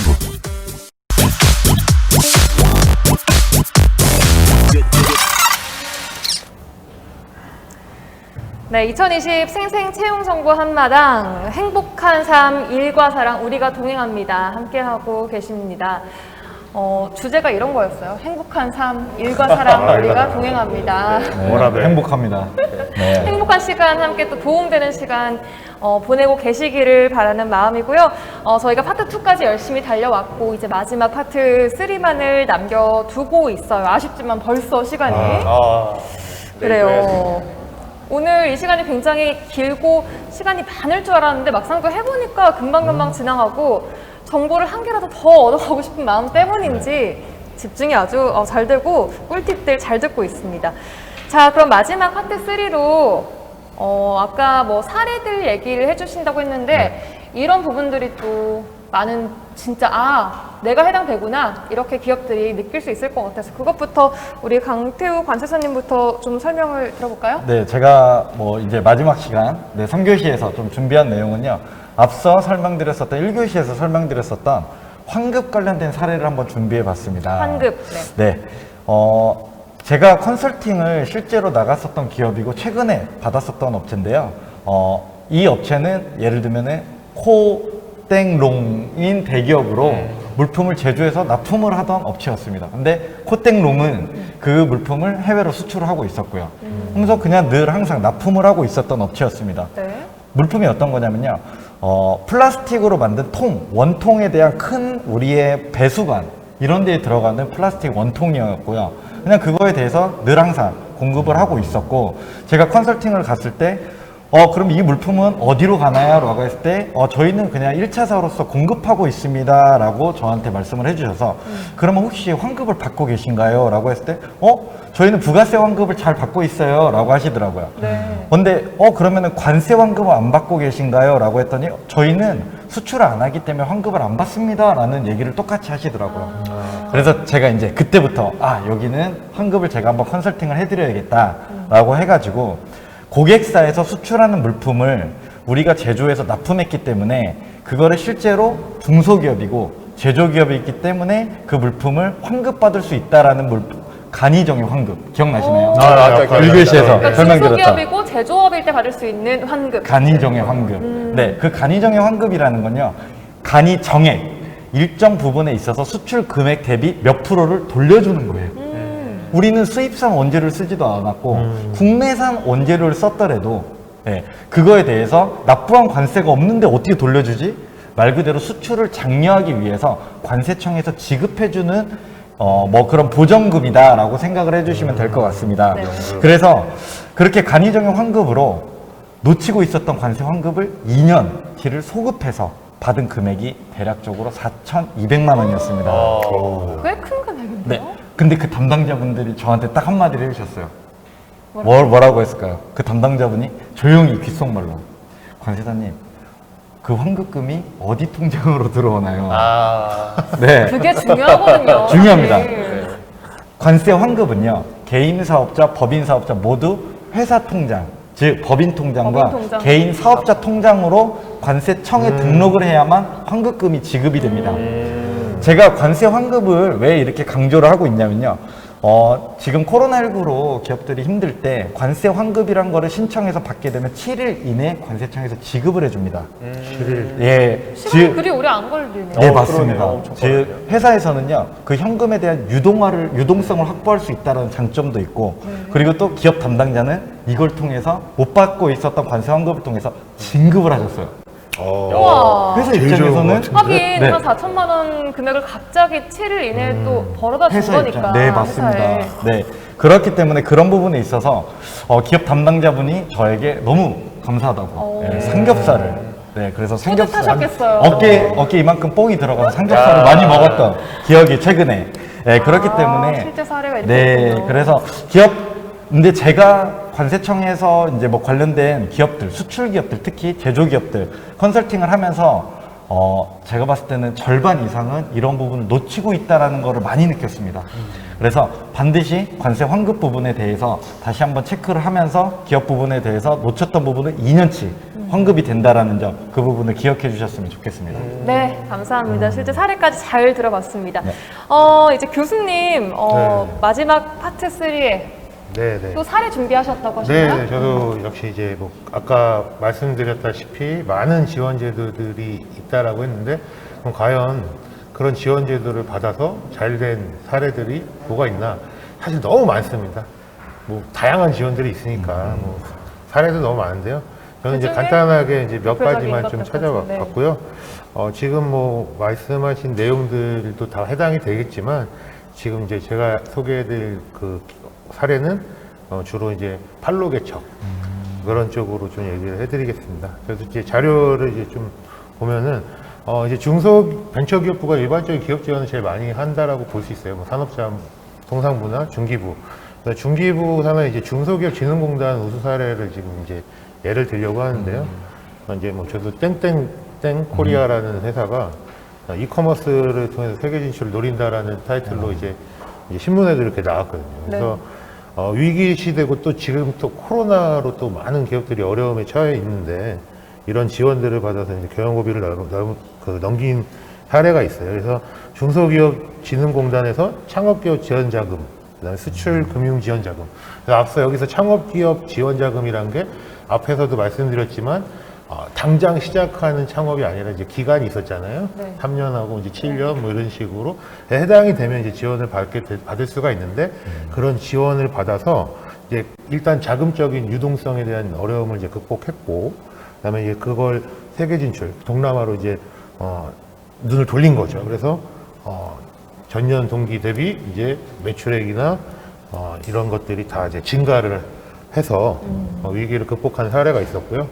그 다음에는 이제 중소벤처기업부에서 기업마당 아까 소개해드렸던 사이트를 통해서 우수 사례 보면은 땡아이라는 이제 기업이 이제 1인 창조한 기업들이에요. 그래서 요즘 사실 또 1인 창조하는 기업들도 뭐 이제 일자리 창출이라는 정부 기조 정책하고도 맞물려서 우리가 하는 것도 지금 일자리지만 창업도 많이 이제 하는 추세라 1인 창조 기업 같은 경우는 이제 마케팅 지원을 받은 사례가 있습니다. 그래서 뭐 그런 사례를 통해서 이제 뭐 또 마케팅 관련해서 초기에 하다 보니 힘든 부분이 어떻게 알릴 것이냐. 그래서 홈페이지 제작이라든지 뭐 홍보 마케팅 영상 제작 이런 아까 것들을 말한 그 디지털 그렇죠.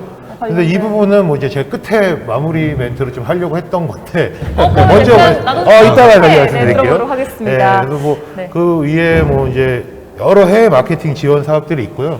그다음에 이제 이런 지원 사업들이 대부분 이제 기업이 자부담하는 경우가 있습니다. 그 부분은 좀 참고를 하셔야 될 부분이에요. 앞서 말씀드린 기업 제도, 지원 제도들이 대부분은 이제 아까 이제 대부분 이제 융자나 이제 일반 지원 이제 상환이 없는 지원금 이런 형태로 가지만 기업이 이제 부담해야 될 자부담 비용들이 이제 적게는 10%, 뭐 없는 경우도 있고요. 10%에서 20% 정도는 다 있거든요. 그래서 그런 부분들을 좀 고려를 하셔야 되는데 그런 게 없는 경우도 있습니다. 그래서 지자체 산하에서 이제 하는 특히 뭐 요즘은 다 융합이라 중앙부처에서 융합적으로 진행하는 일자리 사업이나 뭐 이런 데서 매출 증대를 해야지 아까 고용이 된다고 했으니까 뭐 땡땡코리아 같은 경우는 이제 기술지도 지원을 해준 거예요. 그래서 기술지도 지원해가지고 뭐 이제 특허를 취득을 하는데 이제 도움이 돼가지고 그 특허를 통해서 매출액이 뭐 200% 이상 증가한 부분도 있고요. 그다음에 이제 기술지도 지원 관련해서 특허가 이미 있는데 그런 것들을 의회에서 회피 설계할 수 있는 지도를 이제 지원을 받은 거죠.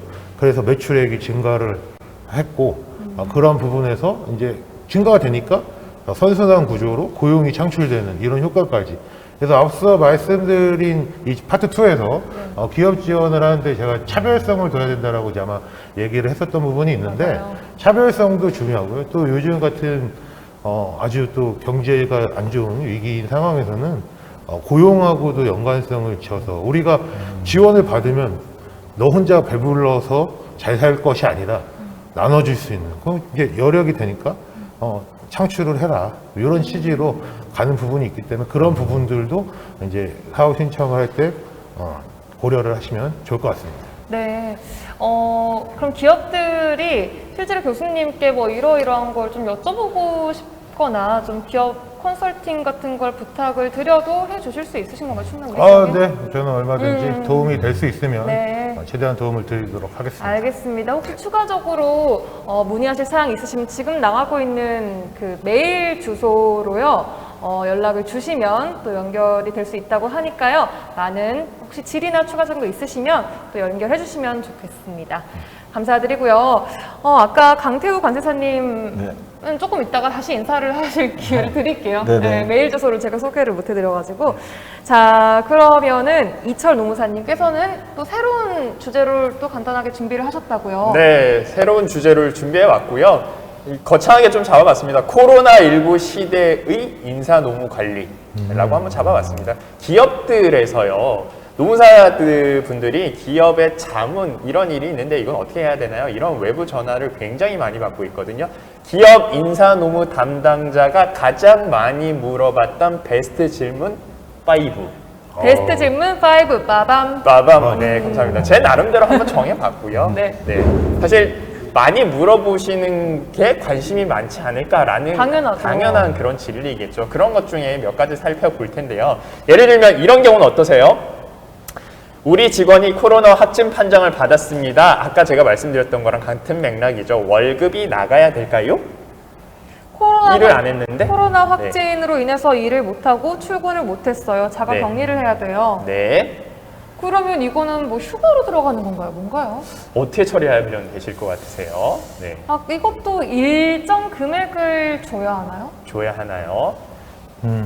가치 판단의 문제인데요. 자, 코로나 확진 판정을 받았습니다. 그 분은요, 직장에 출근을 하시면 안 되겠죠. 다른 동료 근로자분들이 감염이 될 수 있으니. 그렇게 봤었을 때는요, 원래 일을 하실 수 있는 신체 능력이 되지 않는구나. 그러면은 일을 할 수가 없는 신체 능력이고요. 일을 못했습니다. 무노동 무임금 원칙이 지급돼서 원칙이 적용돼서 월급을 못 받습니다. 그래요? 그렇죠. 확진 판정을 받았을 때 회사가 직원한테 월급을 임금을 줘야 될 의무는 없습니다. 그렇군요. 반대로요. 우리 회사 근처에 확진자가 다녀갔습니다. 그래서 어떻게 될지 모르니 회사가 선제적, 공격적, 예방적 조치로요. 직장 폐쇄, 문 닫아, 소독, 방역해 이렇게 했었을 때는 회사가 확진 판정을 받은 건 아니죠, 직원이. 그런데 예방적으로 문을 닫고 작업을, 조업을 중단한 거기 때문에 아까 말씀드렸던 그 공평한 숫자 70% 휴업수당이 지급이 돼야 됩니다. 자, 이렇게 확진 판정을 받은 경우와 받지 않았을 때 임금을 어떻게 지급을 해야 되는지에 대해서 첫 번째로 제가 좀 정리를 해서 말씀을 드렸고요. 두 번째로는 이런 것도 굉장히 많이 물어보세요. 연말이다 보니까요. 연말에는 꼭 이거를 많이 하시거든요. 1년 중에 1회 이상 실시해야 한다. 법에서 의무적으로 실시해야 되는 법정 의무 교육을 정해놨는데요. 혹시 아나운서님 성희롱 예방교육 들어보셨나요? 그거 들으라고 해서 들었습니다. 아, 들으셨어요? 장애인 인식 개선 교육 들어보셨나요? 그런 게 있더라고요. 네. 법에서 꼭 들어야 되는 의무 교육 중에 회사에서 실시해야 되는 의무 교육 중에 대표적인 것 2가지고요. 그런데 코로나 시대라면서요. 근데 이걸 왜 제가 여쭤봤냐면은요. 예전에는 이런 강의실에서 저 같은 강사가 올라가가지고요. 성희롱 예방교육, 성희롱이란 이렇습니다. 설명을 드렸죠. 대면 강의를 했죠. 요즘에 그렇게 집합하는 것 자체, 저희도 지금 마스크 쓰고 있잖아요. 그런 것 자체가 어렵다 보니까 해야 돼요? 라고 정말 단도직입적으로 많이 물어보세요. 왜 이걸 안 하게 되면 법정 의무교육이라고 그래서 그 과태료가 부과가 되거든요. 에이, 코로나 때문에 못한 건데 그 정도는 애교로 봐주이소, 요게 될까요? 아니면 꼭 해야 될까요? 라는 걸 굉장히 또 많이 물어보세요. 뭐 궁금하실 수도 있겠죠, 기업 입장에서는. 자, 해야 될까요? 다른 방법으로 해야 되나요? 일단은 하시는 게 정답이고요. 네. 다른 방법을 강구할 수 있으면 다른 방법으로 하시면 되는데, 다른 방법으로 생각할 수 있는 게 우리가 뭐가 있을까요? 이런 온라인 교육으로 할 수 있을까요? 그러면 저도 한번 물어봤습니다. 예를 들면 제가 성희롱 예방교육을 만들어서 유튜브 링크로 제 자문사에 이렇게 줬습니다. 이거 보시면 돼요. 이게 온라인으로 성희롱 예방교육이나 장애인 인식 개선 교육을 한 걸로 인정이 될까요? 안 될까요?에 대한 것들, 그런 것들을 많이 문의를 해 주시거든요. 일단 바로 정답 말씀드리면 X입니다. 안 되나요, 인정이? 안 됩니다. 온라인 교육도 괜찮은데요. 진도 체크가 돼야 되고, 이 근로자분이 그냥 링크 열어놨네, 유튜브 창 열어놨네, 그래서 쭉 흘러갔네, 이게 아니라 실제로 이거를 시청을 하고 학습을 했다라는 뭔가에 대한 증거가 필요합니다. 그거에 대한 대표적인 것들을 요즘에 온라인 교육 보시면 5초 갔다가 다음 스킵, 클릭, 문제, 맞아요. 중간에 이런 것들 굉장히 많이 있죠. 그런 방법이 강구된 온라인 매체를 쓰셔야 정식적으로 교육을 받은 걸로 인정이 됩니다. 네. 그래서 저는 중소기업에서는요, 이거를 일일이 그런 프로그램을 사거나 회원 가입을 해서 쓰기가 굉장히 좀 어렵다라는 생각이 들어서요. 제 개인적으로는 그 유튜브에다가 요렇게 성희롱 예방교육, 장애인 인식 개선 교육을 만들어가지고요. 상단에다가 쪽지 시험에서 응시자 누구누구해서 10문제 요렇게 볼 수 있게까지 그렇게 한번 해보려고 하거든요. 회사의 판단이시지만 요렇게 조금 더 간이하게 그러나 교육을 했다라는 그런 팩트를 증명할 수 있는 방법은 생각해보면 또 몇 가지 것들이 나올 수는 있을 거예요. 제가 생각했던 방법이 쪽지 시험 같은 그런 방안이고요. 그런 것들로 조금 방법을 찾으셔서 이 코로나 시대에 법정 의무 교육을 이수를 하시면 좋으실 것 같습니다. 법정 의무 교육 나와서 제가 또 몇 가지 말씀을 드리자면은요. 법정 의무 교육은 지정된 강사 자격증을 소지한 자만 할 수 있다. OX. 어떻게 생각하세요? 지정된 강사만이 할 수 있다. X고요. 법정 의무 교육은요. 회사 자체에서요. 직원이 그냥 강의를 연습해서 하실 수도 있습니다. 예를 들면 이런 거죠. 아나운서님이 회사에서 장애인은요, 비장애인이 반대말이고요. 뭐 이렇게 후천적으로 장애인이 발생될 확률은 76.6%입니다. 우리가 장애인 관련된 내용들을 얘기를 해야 되는 건 우리도 누구나 이런 후천적 사고나 이런 것들로 장애인이 될 수 있고 우리가 배척되면 안 되기에 그렇습니다. 제가 장하게 말씀드렸지만 이렇게 공부를 해서 말씀을 나눌 수도 있습니다. 혹시 저한테 배정된 시간이 거의 다 끝나가요. 거의 다 끝나가요. 네. 자, 코로나 시대에 저희가 인사노무 관리라고 해서 거창한 거 많이 말씀을 드리려고 했는데요. 시간 관계상 여기서 조금 마치도록 하고요. 혹시 저도요, 그 기타 질문 있으시면 이메일 주소가 나가는지 모르겠는데요. 나가고 있습니다. 네네. 여기로 이메일 남겨주시면은요, 방송 끝나고 제가 친절하게 답변을 드려보도록 지금 사진 하겠습니다. 찍어 놓으실 분 찍어 놓으시고 캡처하실 분 캡처하시고 네. 감사합니다. 마지막으로 아까 인사를 못 드린 강태우 관세사님께서도 추가적으로 문의사항 있으시면 여기 지금 메일 주소 나가고 있는데요. 메일 주소로 제가 근데 여기서 한 가지만 말씀드리려면 그게 뭐냐면요. 재능 기부를 하려고 합니다. 코로나 그러니까 챌린지죠. 제가 주목주목! 네, 이 생생 유튜브를 통해서 이 기업들을 보는 기업들에게는요, 만약에 문의를 주시고 그러면 제 비용으로 당사를 방문해서 뭐 사전에 진단도 해드리고 컨설팅을 무료로 자부담금 없이, 제가 그 부분은 충남북부 상공회의소와 뭐 이런 기관에서 좋은 자리를 만들어 주셨기 때문에 저도 챌린지로서 재능 기부를 해드리도록 하겠습니다. 그래서 편하게 연락 주시면은 제가 컨설팅을 지원해드리도록 하겠습니다. 경제의식 생기는데요. 그럼 챌린지? 다음 챌린지입니까? 챌린지. 저도 그 메일 주셨던 먼저 주신 세 분에 대해서는요, 그 심층 컨설팅 개념으로 해서 인사노무 관련해서 세 분에 대해서는 시간도 아예 정해 볼게요. 방문해서 제가 한 2시간 정도는 선착순인가요? 선착순. 선착순인가요? 네. 제가 신청하겠습니다. 이 진행해 보도록 하겠습니다. 정보 한마당에 함께하신 분들만 누리실 수 있는 챌린지. 진짜 특권인 것 같아요. 이 전문가님들의 자문을 공짜로 받아볼 수 있는 특권. 혹시 지금 함께하고 계시는 기업체분들, 나 진짜 궁금했는데 하시는 분들, 좀 비용이 부담된다 하셨던 분들은 재능 기부를 해주시겠다고 하니까 부담 없이 문의 주시면은 해주신답니다. 박수! 챌린지입니다. 저도 재능 기부를 해야 되는 거죠? 아니 뭐 강요는 아니에요. 저 역시 네. 아주 좋은 취지니까요. 뭐 또 잘 되자는 오, 그 취지니까 너무- 저 역시도 뭐 시간이 이제 할애되는 대로 적극적으로 참여를 해서 취지를 살리는 데 동참하도록 하겠습니다. 자, 이렇게 오늘 오전을 알차게 보낸 이런 보람이 또 있네요. 굉장히 제가 다 뿌듯하고 많은 도움도 받아가시는 기업들이 결과물도 좋게 또 성장하는 계기가 됐으면 좋겠습니다. 오늘 오전 긴 시간 동안 수고하셨는데요. 마지막으로 짤막하게 한마디씩 하실까요? 교수님. 교수님 먼저. 네네. 아까 하려다 말았던. 네. 네네. 제가 뭐 특별히 뭐 다른 뭐 내용을 추가적으로 더 얘기할 건 아니고요. 뭐 기업 지원이라는 거는 뭐 많은 기업들이 다 알고 있는 것일 수도 있어요. 근데 사실 근데 이제 어떠한 방향으로 갈 건지, 그리고 매년 이제 지원되는 부분들이 있기 때문에 참고로 이제 올해가 지금 코로나 때문에 많은 이제 기업들이 위기라고 아까도 얘기했고 다들 공감하고 있을 텐데, 그러다 보니까 이제 내년도에는 올해도 마찬가지고요.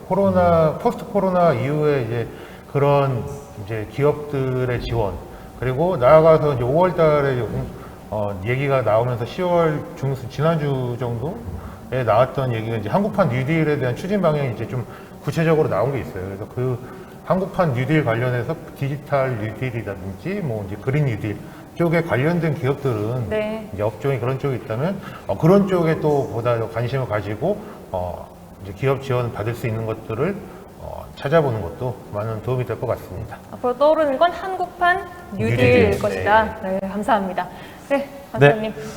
지금 힘든 만큼 지금 옆에 있는 사람들도 다 같이 힘드니까 다 같이 으쌰으쌰해서 코로나19의 이 어려움을 극복했으면 좋겠습니다. 네, 감사합니다. 노무사님. 네, 뭔가 의미 있는 메시지를 전달해야 될 것 같다라는 부담감이 굉장히 많은데요. 네, 시청해 주셔서 감사합니다. 이렇게 마치도록 하겠습니다. 제일 의미 있는 말입니다. 정말 진심으로 지금까지 함께 해주신 분들 감사드리고요.